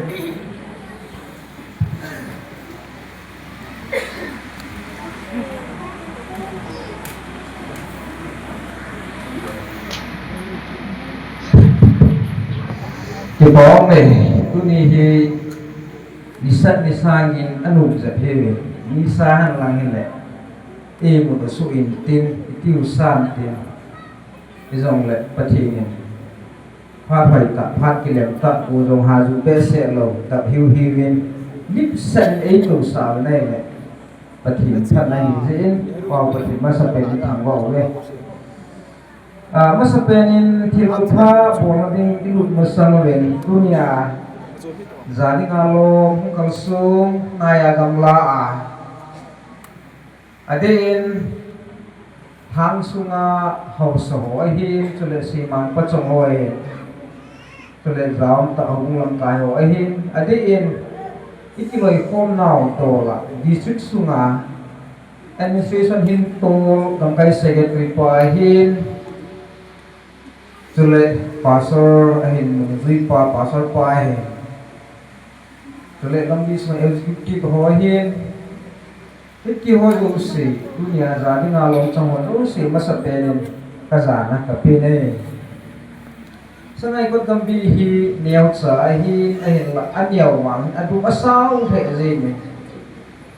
sangai ko na pa na borma ka boundary sanai ki gol hai home cha ka hi wang win adunya sawe ki pa o me ki mai din tin ai la ki vai home do la hen ki vai home mi khat ni kum le network rom hi de banga be se lo tu tin ta han ga sei ngai til le ya ho thu ding khala ho jam lo jam ni ti ta bang gam he ni koi ta bang khat chun ei ngoi si ke mai the rin tin ai là cái hồ mà khăm tu lại cái gì vậy luôn cái chụp ảnh hệ gì này azua jubli chairman pan 1 lakh budget na jubli bằng đôi cái hồ vậy chúng tu bằng cái anh đủ này thì chỗ nào tiếng lệ sáng ngày con hồ mai không đủ này thì chỗ ai là ý kilo lệ 1 lakh sa jubli agen sai ông chú mo agen sai kilo cái siêu cái là lại chỗ na 1 lakh budget ki bola jubli thupi ta lupi ta ki moi ka ngai tu le simite sa tang ti la ho bai ba nai a ki pom khada no ho a ji ting a jan ni yong ge lo ka pe kha phat phol ta chunga pang du ana chunga pang na ka pe kha phat phol le ya ki mu khan na wa sa bang wa he ko no communication ke hoi be hi jong communication hoi be hi jong các cái mùng khăn gì họ 1 lakh xoài giúp đi lô pita các màn đó hi dễ adi ngày lúc ta hậu cũng bị thiệt tệ họ pan hạt ra lấy cho nó mà sao pen giúp đi hình lô hình sa hậu cũng bị thiệt tệ họ sung ạ tu pa tu cái sấy mà sao pen này lắm cái thì ra cái vong dòng này tu nhảy biết cái hót sa rồi này cô hâm tu đi ngà cô hâm phải đi ngà biết cái họ pan hạt ra lấy dễ đi piwa cuma cepat tu kesay. Kita orang tak hadin tu cung ada chút tiền là cô nó bàn hết sự của riêng cái thì quá thứ bộ là thần sai hình xe về. Sáng ngày có thì mình anh ấy lại Luzon đang doctrine đang phun number KBC tên nhóm đang bị number ở TV na ai hồ ham 11 đang bị sòng mà thật đang bị number sòng mà thật cái đấy ala đang ho MLC ho đang đi tiêu của nó cái hết khắp vậy phun ahin la dunia ini Christian Church ini tiltha lam sanga sawa sim hoi ding hi china hong pin kani ya tu sangai kot gam bi ka tiule amin pu tu sangai kot kutu chung hitam au sa pu tu hausale pen na hung do ta ya tu jing ka chu ka zong pi thoi lo ma gam bi mo pu na do la gam bi chairman ke kai hi gam bi pastor hai chule asangai kot hubung sunga upado ma ngai e ho thum chu ga chi zaun ta in pi bu ka ga ti ole ama ga ti paum ta in ama ki se he lo bin aloi nu jo mo ni aloi nu sangai kot in pi nu no le lu sit tan kha ve nu ding do de dio hau sa pi sangai kot hau sa pi hau sa nu na hau sa nu Gulia chu in lim phat to ai mun tin na ông dan chu asalo ni langai nei pu ko mai tu sa de da ne yo ma na to na sam je hiu da ne to the ne ke ngai da mu ti ke paung ta chu in pi pa he chole ai ni ya wa na aloi mu to ma ti se dong hi lo wa ani ho na mu ka so hon se ama thon ki pa tu ka se yen ji chu chu he ugi Christian Church Manipur Sinod Ailo na gam kai gambi hin sangai ko da hin ko bulin ta kanayo pathin lu se na ihung da mo wa ihung ko to the na wa he i ham tia gambi gam kai Sinod ni hausa ko ma hausa pa ko ma ngai sa ko ta khat kanai kha ole nei lu se na ba no ma tu zong ki paw ta mun pi khat din ko in sa na ding yong dang nei pi bin chule chi chu tu ni adam be len hi zong ka nei kha mo ka zo kha mo le amun jong sang lam khat ka nei zo he chi ku meow ka hin sa kha wa expand bo ka hin pi kha zong le raum ta ku in pi ku e dam le se do it pi lo ga nei phal tiu yong tu ni zu ya pi na yong ka nei tu in tu chung su bin committee hoi azun amo lamo ki pa ta thu bin non no ka pa sa amo ki pa sa na chomi pin no ka pa sa ade in ka dam sung wa ding ai hi a fal chi le amol chi ti da nai kan kan wa la khat budget ka sin ti wa man do la te te nan bo du ka ti wa amo man zo tu ni ke mo ta zu ge ma ai bộ đồ cứ cái gì là dù biết lòng cài họ trong này thì quá cũng sinh đủ hai mồi thì bảo mình nó còn thổ tổn thua ai sẽ hiện sẽ bùi yên nó mà tô ngày ra lại tôi như này thì gầm đi thì lại xuống hộ kilo tay phụ thể nào để gì nó hồ thì dễ họ không thì dù biết lòng cài họ trong này thì bảo thì sẽ về Kepada tu hitam tak saving omin hizong le, abon isay lewan, alu asay bang pa di buhay di kan ingay. Kepada tu lam dola tu chan ngau tin, tu cunga hipai bol masa mogen, hauso hi, itizia 1 lakh sa tu silong kitso asong nong kitso asowina nong kibolo ti ham, bipian tu nong kibolo ti ak ti nasi tu hinsay tangkat. Hubung hit ko umin hausa he gede he adi tu sanai kot he amunti ai ta zehin hausa gedo hin dan ka sang song ai pu do ki wei an kom chu ke ho pang tao ni ye sial chu ke mon cho ta ni ati wa zau ta hubung sunga hausa do sin dam bi hausa do sin dan ka sang song ai pu do ki wa si khat ai cho pi wai hin thì chỉ vẫn anh ấy hình dáng của anh ấy hình ra đi là trên gam bi lam kai cho nên dù bi lam kai họ đâu xin ở chung chúng ta đi pi luôn đấy xin khát kilo tại đây cho đó đi chân gam ta hậu so gam bi của sa nào gala đây là cái đồ đấy phần nào là hình hậu so chúng ta phải bảo thì xin đi đây tôi hậu so hình thử pha hình bol cái tiếng hết gì Adi intulai mo na hin dang lei se hi his mai in pi kuin zong kilom te in amun hi ani ki ve so khat ki do mun ki khana ka do ami mu kha lo ni ko phamo ki sa agam ni mo thunan lan ko mo he lo le lam ko mi nei su ong ki du le ki ti in pi ko ma ani ki se ni ama ko ma ani ki se la ji in pi kun zong e ne ki lo mo thei di mo ni ta e pha ki agam nei si ki tu do công vụ học tập qua thì mình học tập thi sinh đây cái xe năm bảy tên mình cũng xích tên nó nào cũng độ hơn thì xây này thì không dù hình bàn tàu kia mà sắp đến dunia xuống cái phần độ bị bao gần bị quả sơ qua anh mà mình không bị có hình tên năm đi lúc kia lắm tại tên thì con học thật sai rồi nó là mình phát kia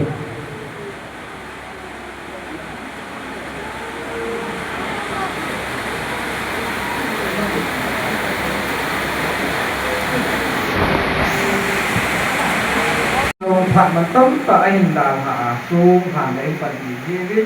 gam bên ngày lúc ra lên con học thật sai rồi cái sinh khí nó mua biết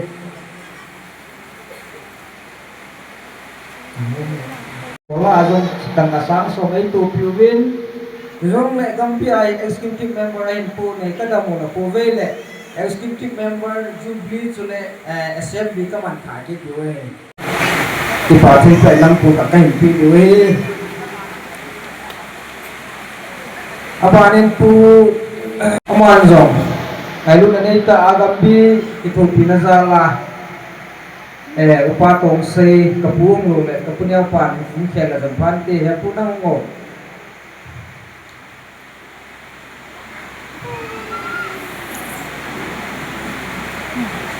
apanin anak pana go sanom dingin pu ngamtin den Jubilee treasurer chule kumun nom house pu house association dan kasang som si e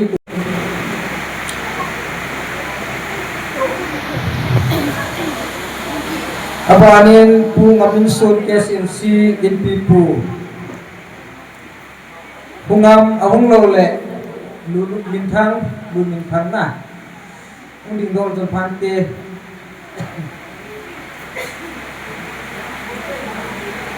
apana go sa nong ing pu hem kam zalen ko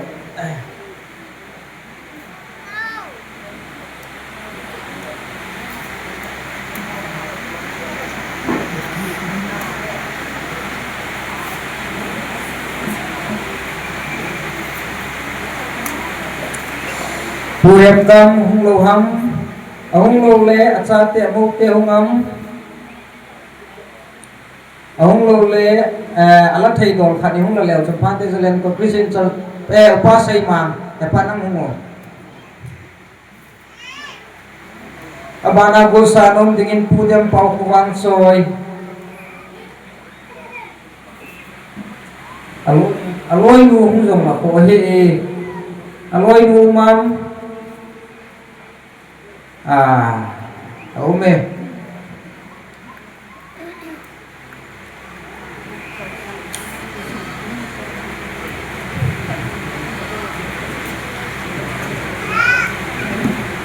apana go sanom dingin sangai ko din pipu pulin min thang na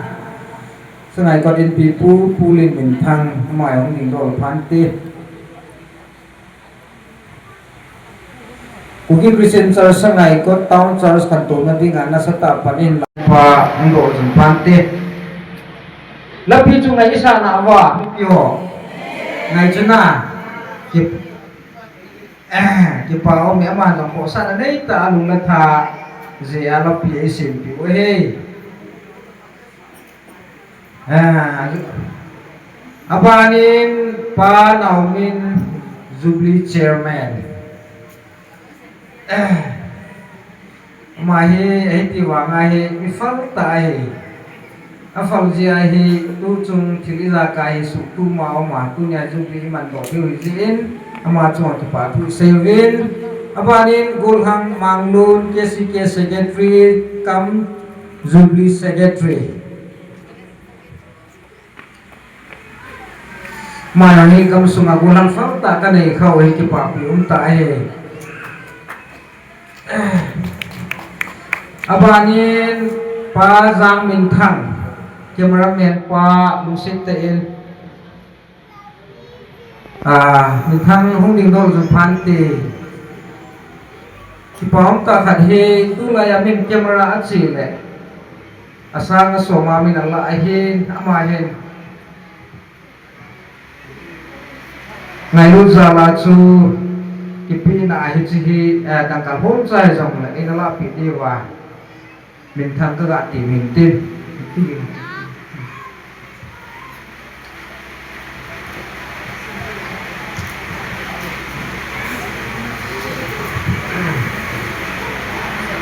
apa nih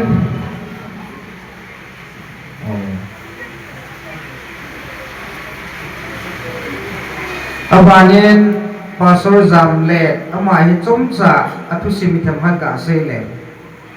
apa Zamle hi sangai ko tuining gambi ana sindo pa ane ya chu sangai ko na mun be khat ine ne yo hi amo lam kai na ya ne ki bo le gambi posot pen jong ane he gambi ngai lu pen jong ane he ya chu tunia hi de chu ma ikuwa pun hap khat sai rồi isin pian pia ngai lu tin pia ka hin tu nei nya pau ding ro lam phan ke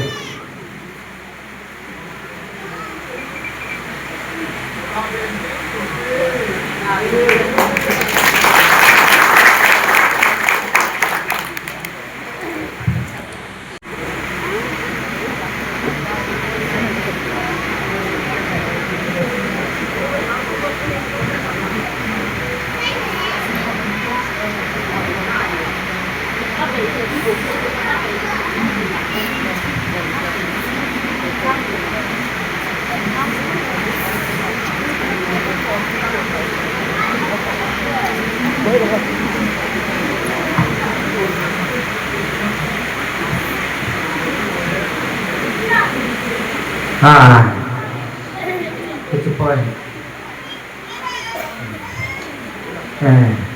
pun thim pha bol na choi chan choi hin tin pun sin pi na pha cho ahoi pun ki pui tin inam su inama di nga pun man lu pe na ile u sai bi khu thim pha bol na ile ho chi chan cho hin tin tu hin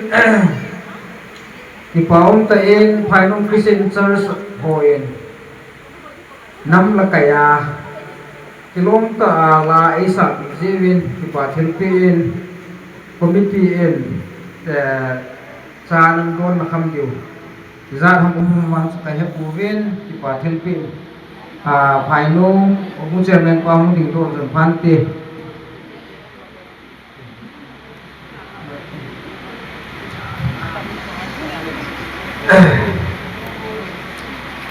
abanin pa ne mang operator ama hi operator hi na chung ayong tu chung hi chalai sung ido ko tu no ko thiliza kai ei bot pi wa pangai hi ama hi man sa thei ta mi hin kya dinga kaloi pa kaloi ngai ta kha dei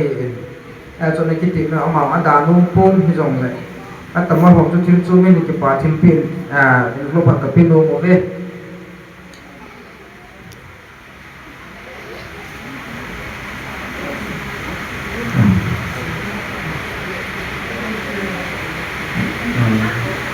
abanin hinzo kesi kete hi them chance tang khat chang min sei te ding ye dunia azem hoya iman ho hi chi ho equation thil ho zo si hi hinzo kesi kete ai hin athil a hin tu ki hu jong ni lowa gambi kho sa ya ya tu zan ya chu amo e equation bola hu wai ru mo wa kilom ta equation a bol pi o hi za kai probability thil ho yo si amon ei phal pi je wa tunia in zu bi ke lom tai man ti oi je in zo ke si ke te chon ki pa na za len in lo phat ta pino mo vin ala thei do khat ke si ke lam kai ho anu leo zu phan te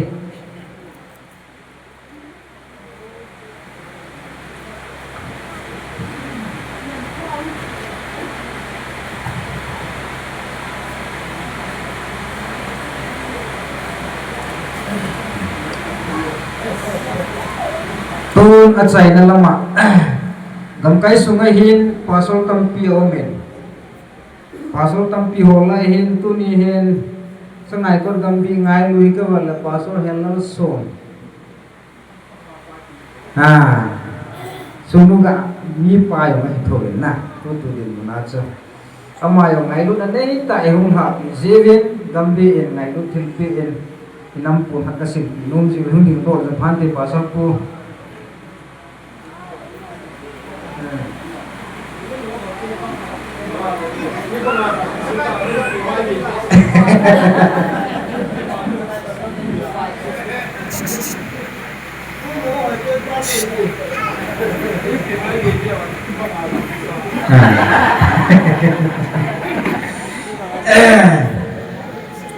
anh cái siêu cái siêu đi cái bìa này cái siêu đi thì phá bộ này chuẩn bị đến làm cải tên này tàu nó muốn nói chuyện thì hôm nay đi đúng rồi ha anh luộc chú mình cái số này hết lâu đi anh còn lo chuyện này hết rồi nè đúng rồi ha hôm về thì tao không ai đi hôm mà ham thì hôm về là đi về anh nó sắp bao nghe sang ngày con cầm đi xung quanh chúng tôi đi sau đây tại nó tận đó vì hôm mình lo vào hay là con đất có ba chân các chị thì nói như là xây dựng thì gì chân ama salang kan để lấy na để chỉ làm cùi thì hết sáu hiện hát tài hay buồn lệ thì hay thay lâu như gì chân gam bi làm aki chỉ kít đinh gì cái kỳ lệ mà ông ai đi tu nia hit chip gas pa ni đang làm chip gas tu nia chip gas cũng lâu hiện mini sarpan muzi driver a gom pan le ông đặt calo vậy na cái pai ana samo mo ngai ka ti chu ti da na sa ham ti ale lak kha na go no ba pu in chu le souvenir ho si ho na ga thao ba ke a programa panglo pa in chu le program ne ti o zong hilo hong a hin na de ko ne hilo pun khat ni ga pe ki na ba da sum tau mo mo ve sangai ko dam pi ho pathe da bu hen nam golden jubilee đam mùa vải mùa hoa man thì kí tiêu một lệ sa ca lô pi zo ibol đó đi bên bắc ai mình cái hình tiền mua viên tiền chú lệ cái hồ lôi dòng cái phần mình nên mình pha lèo chụp quan là thêm cái này máy thì để hình na lá dòng cái aki lùng lụt thôi hình bây giờ lá sim đình na hồ lại vào cái nên hết sa lèo chụp jubilee là họ sẽ cần gì thấy đình cái hình na cái lá sa cái ba cái thép lô ai bang ana zi ka lu ka du du ata la get ko lang ka zi do hita sunu gambi ka lu ai gambi ko a ke bol ko in la khu thumda ni hi gambi ko ka sa sa hita internet to lin church square ong kana lam ka in so fe lo hilo ai bang ma chu ya ka mo lu ji ti kha chu hi ji chu dunia ko ho oi ta ni cha hi zong le na hin zilo wala nen sa o chu na thim mong mong ve ja chu an so mong mong e ka ti he pathen pathen na bu he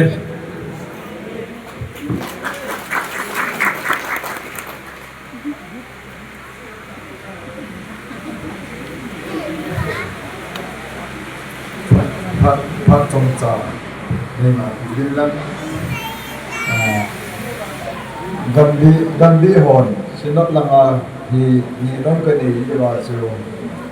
gần cái sẽ chỉ thì nó ăn để thì chuyện này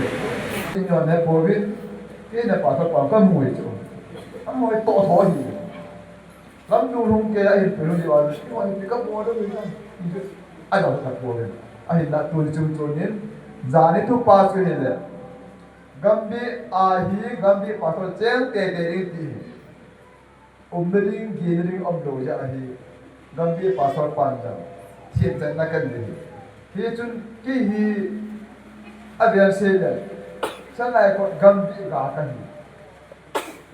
hi jola kan che hi jola ko na tu ko mi ho le gambi o ki tho pi da la hi theory kan si ma Gandhi pasal akan tahu ini itulah Gandhi kapur kai. Ya tu Gandhi sendela ye Gandhi pasal kotor sari ni buku ni. Gandhi nak sari. Ini macam sudah ini sari ni nak Gandhi nak sari ni. Ini nak kiarin. Ilai mana sang tu sudah yang munina. Saya kalau kon kisah nang ada barang itu jana tu kau nak. Sena itu apa? Atau thori nggak tu kan itu berkait. Bahasa nak Gandhi itu jen. Bung atau orang itu dia apa? Itu budaya. Bung hak tinggi. Betul kata orang ini. Nah, dia kerja sang kantor ni, ini batu kerja dengan sini. Itu, aje, tu ini kami hinsip tu ada dengan hukum ni tabang kinuan. Ni orang biasa, ahasan, itu pun tiloi. Ati sem dapat tenin punggu nak tak tiloi. Kita tu, kikimu tu tak pun ni tabang kinuan itu hong kisip tu. So lalu tak kisih. Kami jangan pada tu amajar dengan na tu jalan kotor orang lu aje nama huni orang lu tu bagi pungdo. Jadi dia kan korang joy jong ko. Ami asa lu lah bagi pungdo ayat tu hong kisih do. Ayat bangan cara jong kibola. Ipiung sunam ta kita pumaki dia. Pun tak ada kaya dia sang patin nei punggu bin ini jun bunin hubung segi ini ba ko segi tanah punggu kate gambi kerana mahin sedeta beliau cawar kesus sering pik kesus sering neo donan gambi kate tabi kate jiwa ali ni mudi kini nak tu kahin pun, tahi silver jubilee ini orang, golden jubilee ini menti orang le. Pati ini orang nak pujian tin, pisang agambi sunni, kipasang nade tim seera, pati tangba uma, itu tu golden jubilee ini menti orang le. Pati ini tua langkai cahaya, ini putih, ini tu sedikit patah mana kita musuh betul, kahin tip moment. Dia cun pension nungahe koi man, andung amin pak dia si he koi pension dia nunai kira saya koi man, awal dia si koi, bang la kambi ni dia wanin kuasa wanin ni pak wa kahung ti, kidang kasan itu nengai rup jalu di kamun, coba kita tu kesin, dia yang kita dia cun, ni mahal sama cun kanu tu yang hingga kadi, ayat tu kanu ni macam kamu tidak lah itu yang tak tua sana tua umur ini tua itu kamu ini angai lujen nak lah itu mulu mereka ji pun pat tutup dulu ahong tidurin nanti ngai demo itu itu contoh langsung bah kaum itu kita biasa na pun kedai situ kita na dia kan sikit di dalam seruhitin golden jubilee le patin damen ne kim bu sa ta na ka tu pa he tum su zo chu hong din go la pha hong ki kha le din do no din tam ko til le tu nia hi phun do hi nga ka de tam tam ja chu hong din kho ten hin tin ai din sangai kot dom bi hi tin sangai kot gam bi tin ki he se ma so zaman se ta vin tuining gambi nihi nahi kumsang ya chu tuining gambia na kyu mahi chilai hin tam ta chu gambi lang ka se ta bin chilang chu kin se da tan ka ting kin ka se kom se yes ke si ke te lang kai na po hi tham khat tuining hin ka se do no men ke ho hi 2000 kumai khang lai kan ki la pa noi ta jubilee chairman pa che ya che tam mo loi to hin ke ho hi khang lai na ki la pan pa nei ka hi le chu ba hin dân lên con là phun khang lại ni phun cái năm mong bom lệ tuy nhiên gam bị ông kỳ tỷ linh chân chỉ là chú tu là hình kỳ bút giống cái này vậy là vậy là nếu chỉ chặn ra đi này vậy lại dân lên con muốn khang lại ni phun cái mình không và chú drum set thì được hả cho khu giáo muốn tê hình music trainer này lại tạo hình ôi pu hồ pu hầm mà chú ôi cái cổ và pu gồm hồ lôi khu ông ngoan là zin lại tạo hình chỗ chọn pu luôn này là tu lại hay coi keyboard mà bắt chỗ thế này mình sao mà chỉ lại cho nó núm rồi chỗ tao muốn cái này khăn này rồi rồi cái ra khăn này rồi gì chừng thanh úp tên chỉว่าchừng khang này này có cần nằm bằng khom chú Kashmir thế cô tu lại hình sáng nay con cầm đi hình đúng vậy cái bài phụ tu hi chẳng game khăn đi chừng ván này lịch sử khăn tụng để trong chỗ ông tàn anh là hình chỉ lại anh cái bài hôm 2000 kuma tuy nhiên cầm cái anh chỉ đồ kuma cái bài hôm hi tu lại cần đúng vấn đề tu sang này cái vai hôm mọi rồi viên cầm bùn làm cái mà soi hi dễ chú cái vai hôm nó làm cái nó bỏ rồi cái vấn này là hình sẽ là cái vai hôm mọi dễ chú hết chân kia hi làm cái mà soi phần nó lão hi dễ chú tu để chân kia nung ông hồ nung cái gì tập bằng hi dễ làm cái nó bùn mà soi hi bên nó cái phát động nung gì à chứ không để nó hin cùng sáng nghỉ cùng ai hi tuy nhiên cầm việc nó kêu mình chỉ với hình khang lại lắm cái này bụng biểu hi cái bác sĩ này vậy ba thùng cô sĩ ông anh chairman này bụng là chỉ lại hình mà chairman này secretary hi Pauline Jalen cột adi giống mấy thế đi lo giống mấy thế mà vang thì record đừng duy à không cái gì ta lại hình tu lại finance thì điều lại chuyện ông nói accountant and TV accountant là bằng hi ba giang khulun giang mun mà hình này bộ biểu hình treasure hi này coi cái sung cô từ 2001 cùng khát sung tam khát sung hin 2001 to 2003 sung hin chairman hi ba lung sei mà mấy này bộ biểu vin secretary hi ba Pauline Jalen con mà mấy nó bộ kia này accountant giang khulun mà mấy hin treasure hi ba thằng giờ hồ rất không muốn nộp mà hin ông mai là lúc sinh tên hình điện độ bị là cái phá mình tiền phải lúc một số pu với là chết ta họ muốn xem mình và ông tin là giúp tin là phụ nữ cái điện độ sát tàn tin khó hệ ông mai hình treasure là bộ bị viên 2003 à bạn là hình 2006 chân he chairman tun cứ say bác sĩ nhiều mà hình secretary hi su thang hieng zol amai secretary ni po pi vin treasure hi ning boy kip gen hieng zol ma mai ni po pi ve 2006 apan nine chani chairman thun ko sei ma man na puki nin secretary pa su thang hieng zol ma hin treasure hoi ni kim hieng zol zo ting le aum hi aum so lam kai po hi zo ting lam puning kha ve din do sa nang ka ting 2009 apan 12 chana hin chairman chuba hin chairman na pu hi anakil hanai kumbulahin election na hin pasai ne ma chana kai ki ne amai aum jom ta lo ji hi mi thumina na pu mani 2009 to 12 chan hi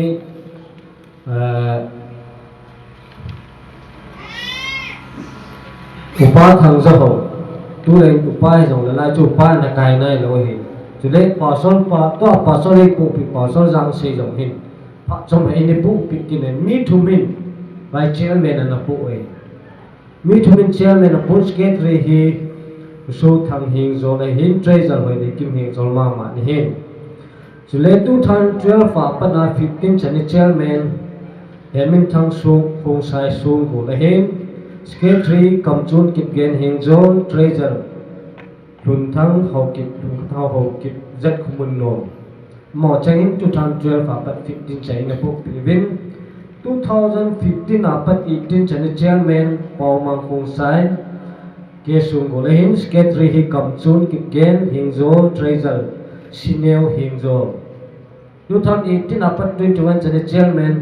upau pangmong kong sai kesung gul secretary gulhang pautin mang kong sai sangai kot treasure gulhang thin khai kip ken Hingzo 2001 to 24 chairman upau pangmong kong sai kesung gul secretary gulhang mang klun ho kip Hingzo treasure nunga hat nedam alphaino 2024 to 27 chana ding in chairman upa pangmang ke songol secretary golhang mangtulun hokim hengzo treasure lunga thingne thim ke songo chichu 2000 apana tu chana ding a hi lam kai khanglai in pui hoi ho a hin je chun ke hin anapu ma sa ho hi phone thei chan chu ka phone hi program ju ke ta chai hi yong la niam pi te vin ta hi kam changai phone ka bol le program gun hejing palm sunday ji hin ki pa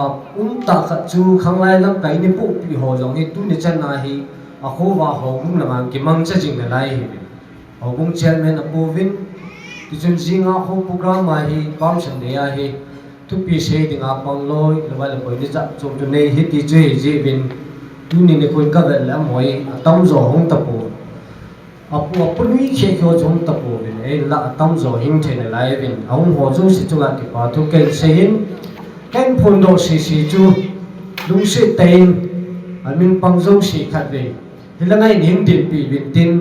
tua lam kai project to lim khat ve ki ka mu la ti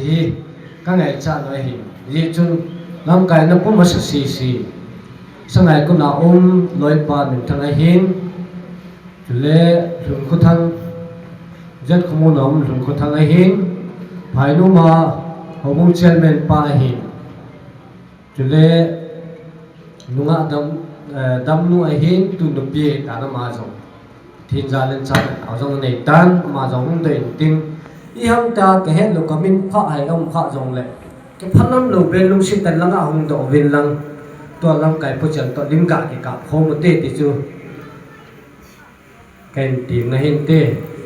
bốn sao đến hung độ tê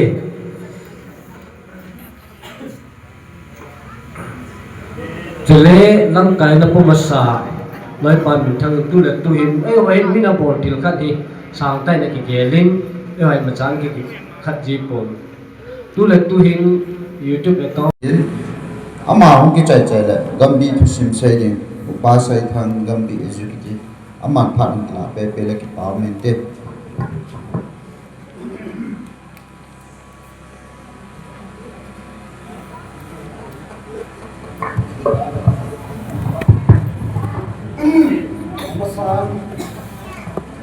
kita bang phat thai chu bon cha thang wa na te te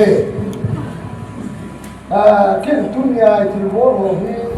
adai su ke yin pha ka sa su ke yin ai da cha ka ti la hin ka dei lo al kha lam mi ti jo chu na ma het dan ke chan ding hi kila do na ka ti Ipisi na mitiyan anong tanong hindi min anmin pa nam kay jangan pa mo niya pa bin kuki Christian Church mga ilu dandan hi alkat kasi ilang nuli kapasan kasangkol nung lanahin kesi sikizihan ng katsi na daw siya kalokon na yun bayala yun Ichi po lang di anase kanazai. Apa na le hingi? Khaben yang tiao khoi noi junit tri khun tiwai po na hin. Thupi ai pi bin ajiat sa amu te atsa te nam ba de. Napa ni ti hin thu na sin. Na ho ni chi tu chang tu a hi chi phat na na ne ti mo. Nam na mun wa pathin na ka to bi ti pa ka na se yo. Anu chana hisu le ipise nam ni hi lai net na khat kisei oi ka su pite ho ka min thi po ta sai ti ka phat wa na ka ka ne kai ki yin chun adam dang chu igam be sung icha inau itu hi tu nin har cha kha di chi silver jubilee bo na ba har cha kha ni ka pu na da la kan se lam kai ho koi mo ne oi po din chun ana pu na dan chu ya chu dan hong ki khel tan te se hon na lui chu pul pha le na thai nan se ve ti le tu hom sa pa su ngam khong yi pha nin KBC ka hi ni hi Bukit Center chu ka dei po e ti le ki cha jong hin to lang ni ho gam bi mi pha khan je khmun no ma het di kan pu la yi pa so yang de to ki hong tu na ho vin khu ka phero ni na ti pa so pa ahung ka to kho ma le nang pa mi pathin na to na khan ni ki phe ngai di nam ka ti le amaran na se wa ko pu le le ma nang pa hu ki phe ta lu de i chen ge chu Bukit Center na ngai bu kan chu kan se tu ai bu ve ho bung lam kai chang le gam bi lam kai cha ho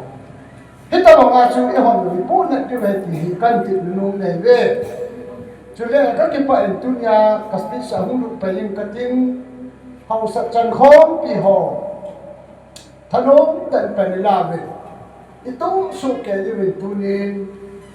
cha te tu te ki pa te in de gam bi lam kai ho sang se lo ki pa le jing ve ading do cha sin ni hau so nin min pha ne la ka la de nga chan te se hon pau cham thala na se u chu hamu sa ki khan an ka le e pa mu sa ki khan an ka me ki pa na pa mu nga tu le pi zom na ma lo de hamu ni ti tim tim le ti e ti le i pi ni pa sa be se lo yong le chun i pi chom nam ka hi ni ham ti hi ahung ki lo yu sin hau so chunga ki pa thu nan si i bin chun ka ki pa hau sa chan khom pi ho hau san pathin het ni nga hi di ta sei bi ma chu kin ka di che hau san kho da ha lo din pathin het di a khomi hu min kai lo mai de u pa de no to chi he na ai na ta men ki kin ka di ye di ta sei ya bible ayo ma kula David chu le hi na le apathin no na chu in cha cha ki pe de tu nhau là hậu soi là tao học khách đây thì anh chơi chu ôi mà trò khoang từ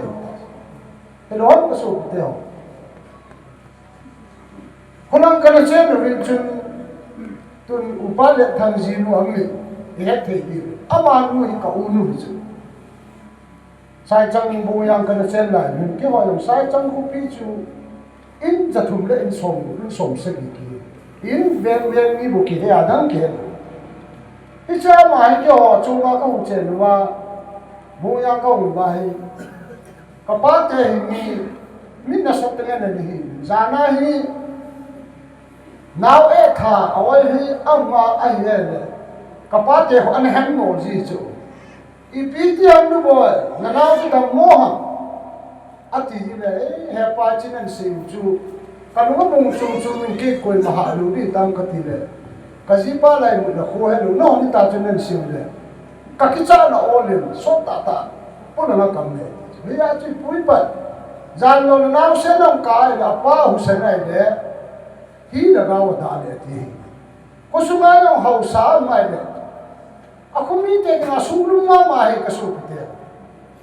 ya situnin to hompi hau sat san hompi jule gambi namkai ho chan se ko ma ka sei lum che hi le khosunga hi chi sanga ho zo na phazo a gambi sunga panila dingo jule sangai ko gambi hi pathin tin ma pui jing han nang thano ta in ilom ha na wen nang lâu cuốn nào in bồn nào nét là sao dần lên lâu xìa, phần tin này hình bát hình, sáng ngày còn gầm bị bát hình của hình năng, silver golden jubilee in một pha đủ yong lệ, bát hình này bị sáng ngày lâu bây giờ cái này sáng này thì dunia sống chả, hầu niệm xây thì dòng là đâm nó xây là đang cái tình thật xây nó ho chu, lắm cái hồng hồng xóa thật xây số cái cái pháp bể xây Government chairman secretary kinaki tai honi executive puya he ipa le ngai ba na chu ichabola ki bol hu bola ki bola phone na ki nan pa ki ti amai ho on tho nu te lam kai on on tho vin adi in khang lai ho chu ma ki pa thu adi in ka se nung khat chu Hindu Christian church hi pathin nung sit in ho wa nga hi sangai ko gambi ki hai li he ti ave tu chu yong hin jong ke si ke te ho chu ki pa thu kan se ne jani ni khat nya pa na he koi ma kwa kham lai zau lu amo se na bui pia sung bu la ma bu ham to ti chanai na to phai no ma khat sa ki mo ro lu wang cho ya ki mo ro lu sil sia ki mo ro lu chale ko na ki mo ro dunia mon thano ta je bun no ma ki mo ro amo chang the la ya mu pi wa ti to na lu na diu ti ki khop na ro bo ti ho ni ka ta na ka ni achu ma ka ki pa en pi te la ka nei pon pa the ni pa the na bu la ti no ko ma ki pa thu kan se dunia ka ki pa en Hello, ta lo thing ta bo na chu wa hau som nan pa chat na chu wa ken dom gambi lam kai ho na ko ko wa han cha khat pu na za la pa nam za pau chu pun sin khat be chu ho le na a ji cha te chi ki pa dam ta a chi sa ka si ni ngai ta mu bin na sei khat chang ni mai le golden jubilee pathin a ko ko wa ngap ta ku ko in ho lam kai ho in ho cũng là liên lạc các neo gì chúng mang phát hiện này bố sản phát hiện một cái tảng nó cái phải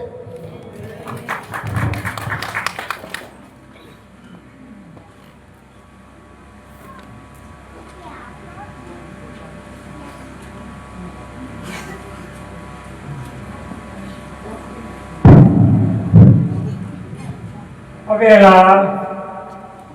phát cầm thẻ làm cả hội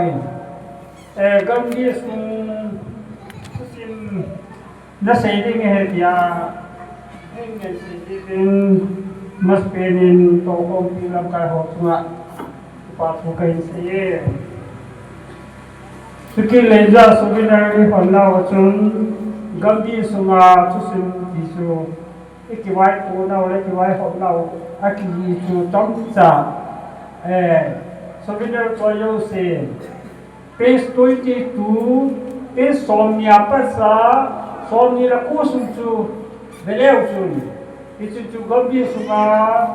koi ni ne, koi su lap kaya, koi su pasalam,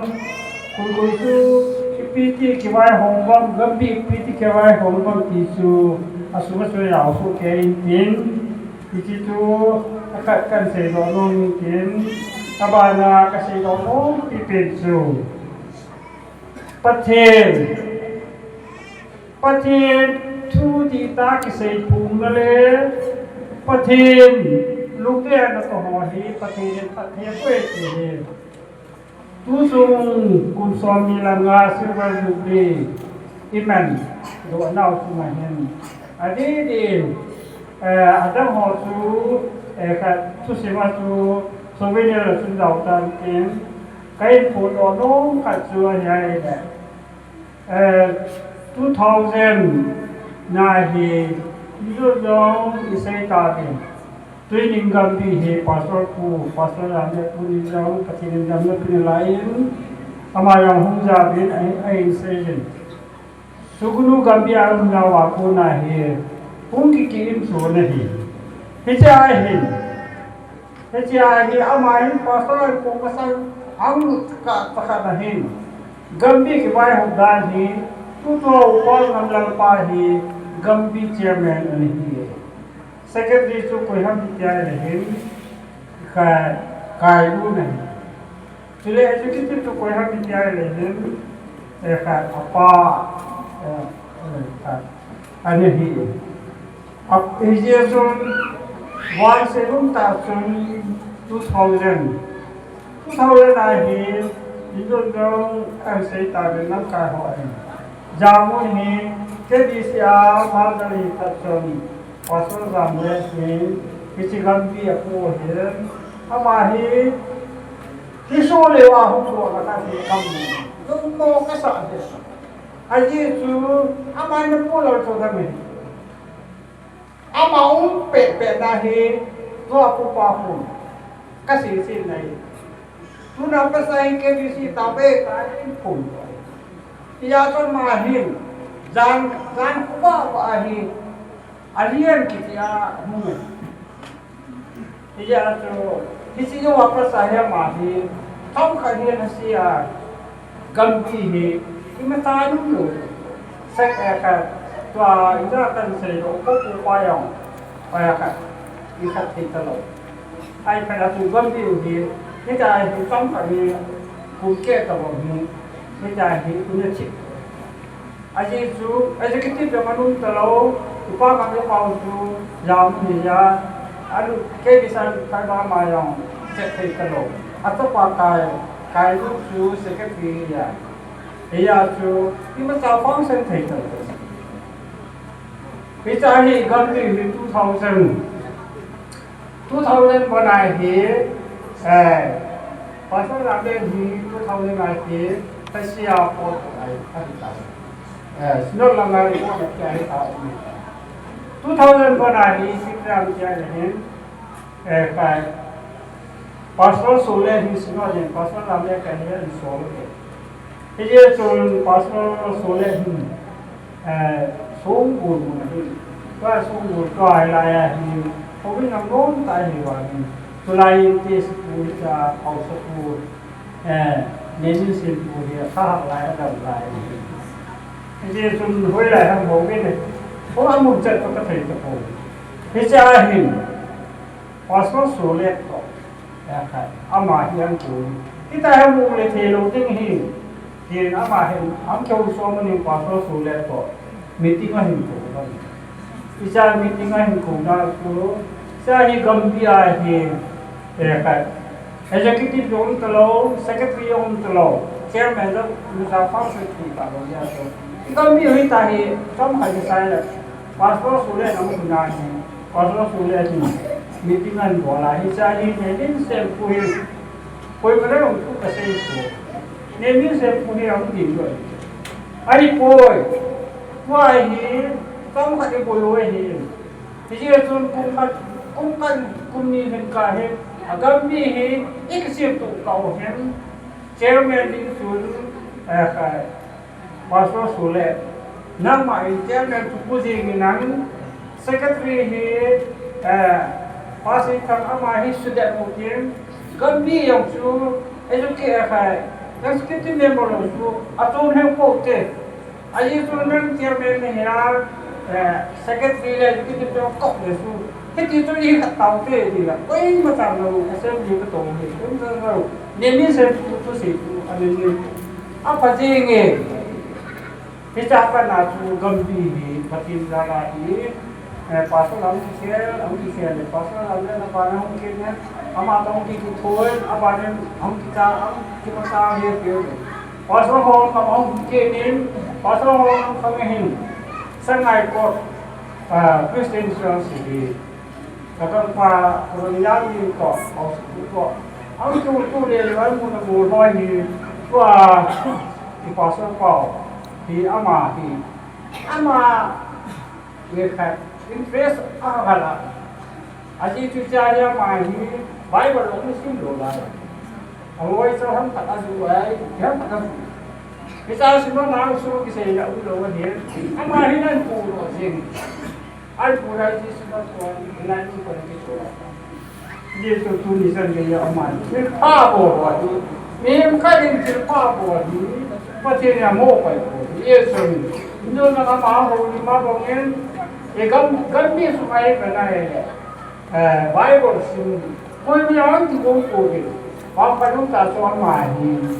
Aziz sama ni tang. Ayah orang mahu kipiruan. Gambi tu pantai lepas ni. Ama hebai war ini selesai. Anglo di mana gambi ni tidak semua sangat kau gambi angai di mana baik orang di mana ahli saya. Jadi tu amat cinta bos sangat kau gambi ada. Ada dia sangat kau buku itu yang mana buku tu yang pada hal asing patienin amat hi tulisan dengan kata boleh. Tuan kami semua pasal ini ni benar itu. Learning di tanah tua ni ada kata boleh di. Ini pasal apa semua yang murah dia nak minat ya. Macam orang kecil ini pasal sih. Sekali ni macam punya.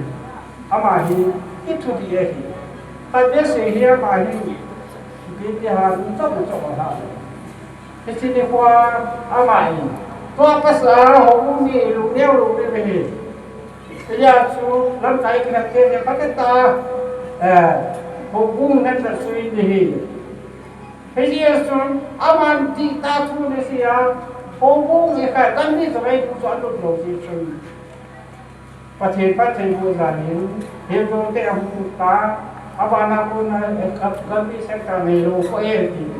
สงบูเฮเซปิอาติพัสซาเจมิกัมบิเซนเตอร์กิฮิซากัมบิเซนเตอร์กิฮิซาละบานาหินตูหินกัมบิอาติมาซิโรจุปลีคุมโซนินานาสงปูนามุนิโนกิเลติกาMeni pati tahu pati dia pun aman tinggi. Pati ni awal awal hari asumang pun pati pati pun. Jadi saya pun tu dia boleh. Amal luar nah. So dia pati ni nak pun saya gambir dengan lu je pun. Kita bawa siapa ni kuah jukni pun bawa siapa. Jadi dia minta dia, mereka siapa boleh pati luar pun dia. Nên sẽ phụ nó có cái điều này. Mà ní cái ta hiện ra là phụ này bắt là hậu phụ như thì training company à full support gì. Cái cha phụ nó bà nó chú, mà invest ra là phụ nó chú muốn cái cha ra hết sẽ không kịp. Cái là chú cái gì đó nó hiếm. Mà chúng ta chú cho anh xây tạm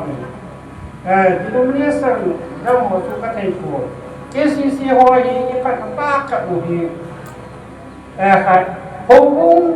Hukum gambir sungai, gambir dah hukum sungai. Ada hukum, hukum sungai kau itu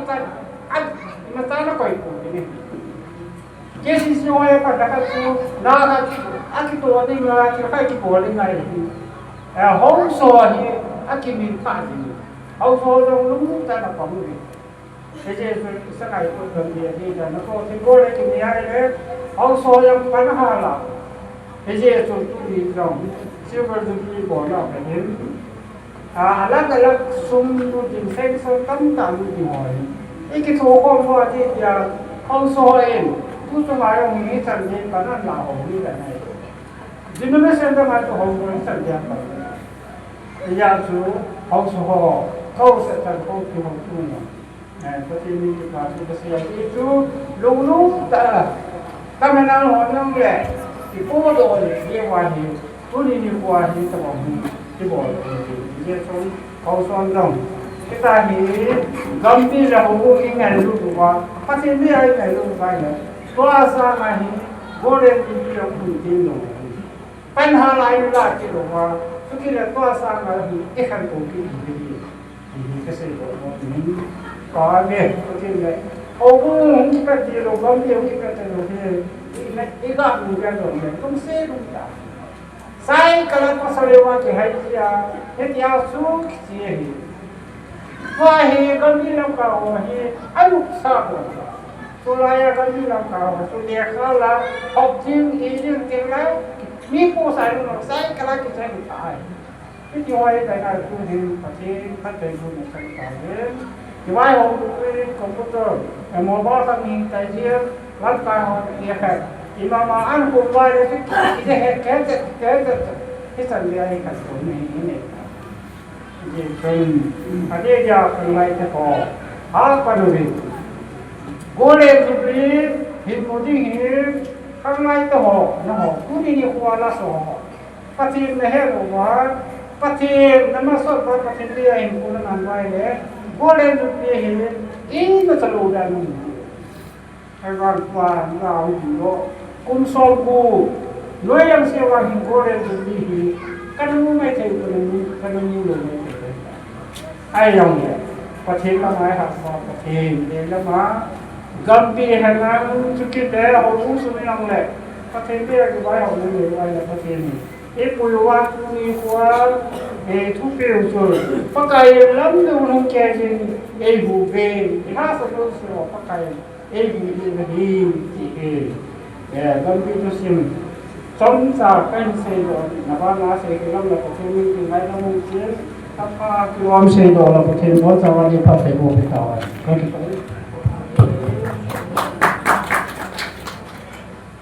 empowerment pa Paula mai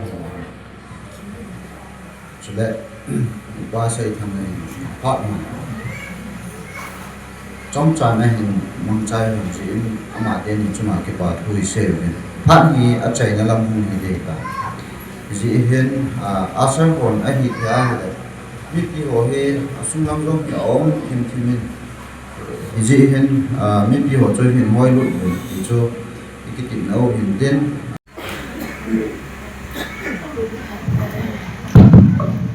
Department Patenin Sangai kot kambi Aung ki phudo apana kumsom ni langa thingna Silver Jubilee mong the ai koi jivin masapen penin pau patin thangwa na kai pina he chule ani na in pakaya janajang gambi pastor hi in chuting le haulam kai ho haubung upaho ahi in chuting le gambi lam kai ho alom lom lam kai ho ahi in chuting le Jubilee kipapi nazala Jubilee lom na dinga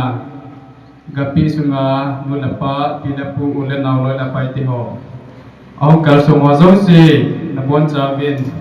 Jubilee salam kipaumen tuni he tuni ni ko he ewa dinga kipani ko ahi en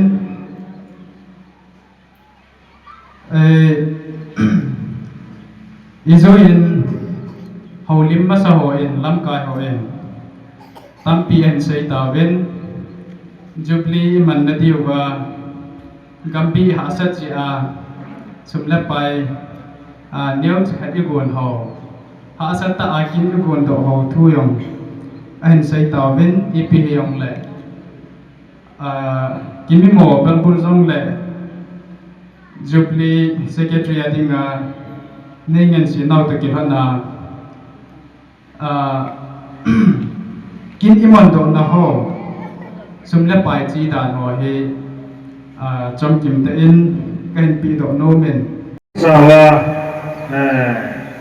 ikipa mau ka sa na zalin ke man ko hot jit na min dong tim don jong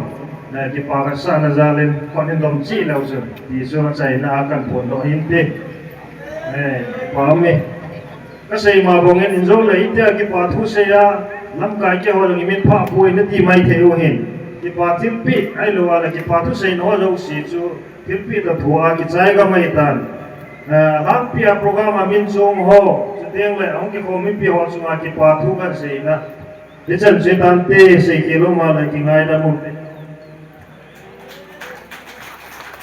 ki pa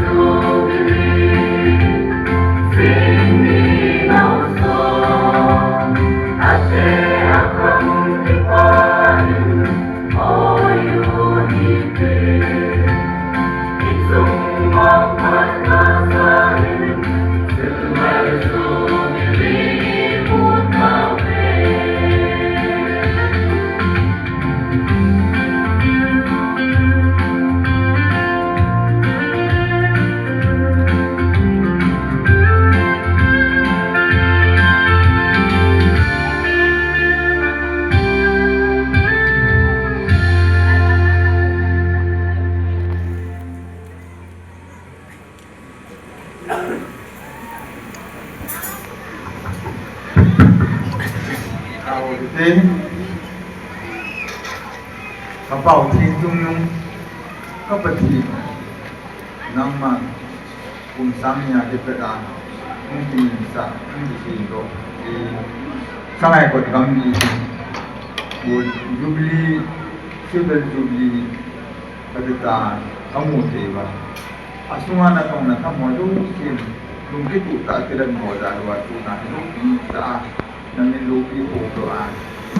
kan na po magpapatu sin namin lupi ba ng bakit ni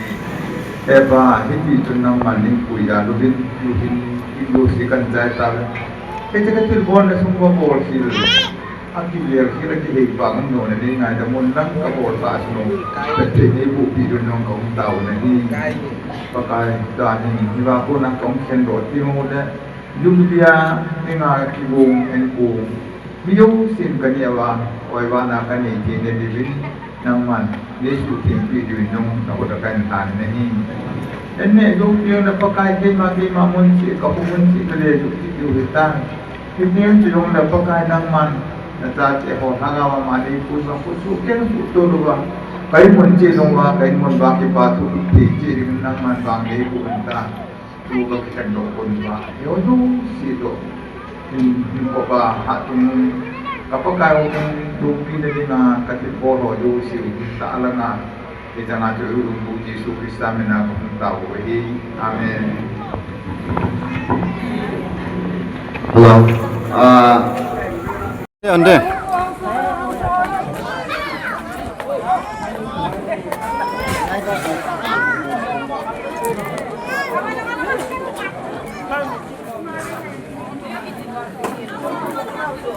Bunye phat.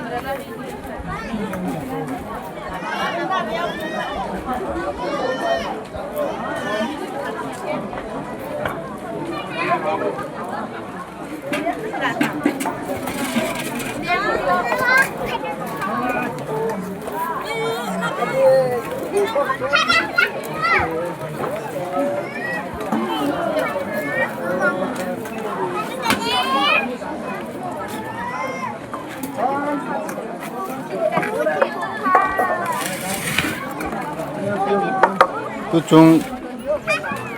buhon ho nu ti ho fel mo mongin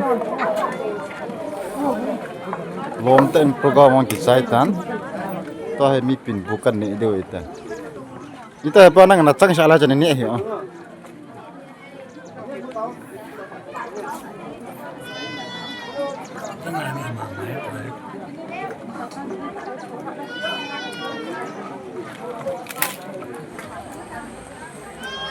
hani ever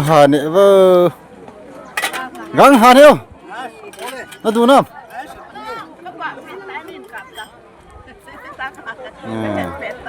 happy yang na dam le le jin na du nam happy hani ne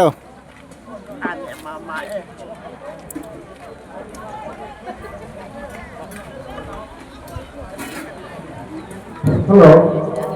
Ajo ai sei pangin. FCN family. Bos pala. Tu nama. Department alam kai hajong se jong. Jong mulang mesti se kan pe. Rubli committee kami langkai KCU KCN KCT house ho. Ilang ako kadek ciri kabla wan pante.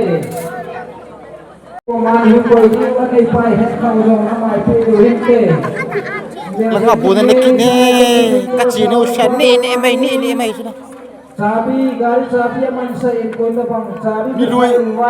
Milui family ita no. Jana gitung ni ho. Bangkai ho sule ho so ho. Boy lang so mo pa cheso de lawan phate.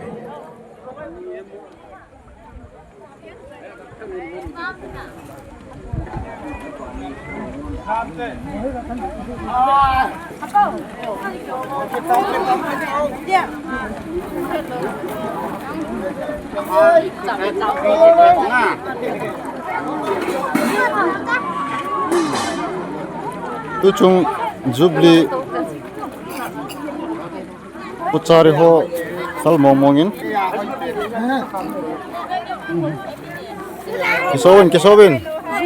Nevin hemasa tuan cu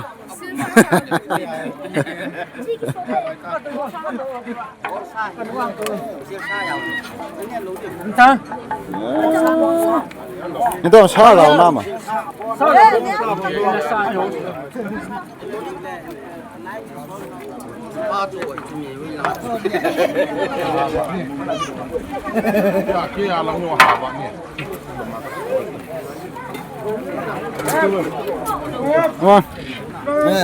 Hàn nữa chị chứ? Nó hỏi biển hì, chị em mình là mình nhiều rồi, sát sợi xa cái nồi luôn à? Tôi trông hi kịp tám tên. Sao là chú chị giàu rồi là sao? Hi mà, dân cận vàng khoa, ngày lúc ta dám ta, nu là party hòn, Jubilee hi bù lệ mẹ, lom tại hung hồn tiểu hiến. Nang cho căn hồ này cho căn mà mua lẩu này chứ vì nào na tu bal cho hà này ta cam bị nó tù độ điều gì à cam bộ này kê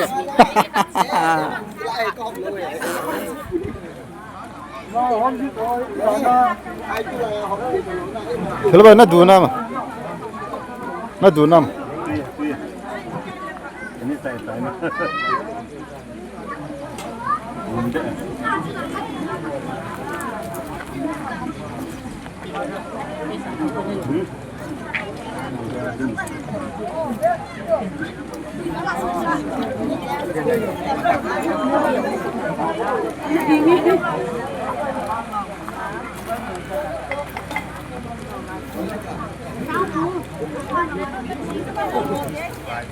min nu win hol mo kia nang lai bu ne ni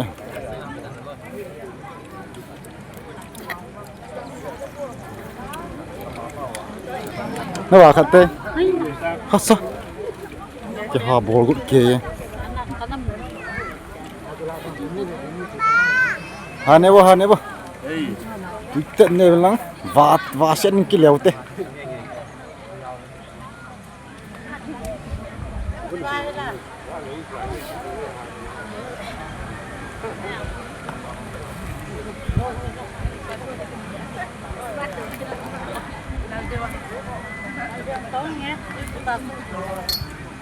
Your family.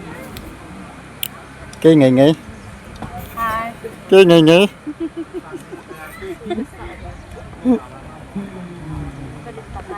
Anh ở hospital.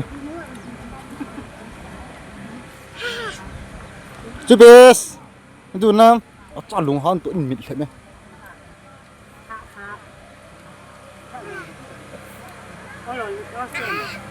Cái đường bàn thảo hoa, cái đường tập nó thử thì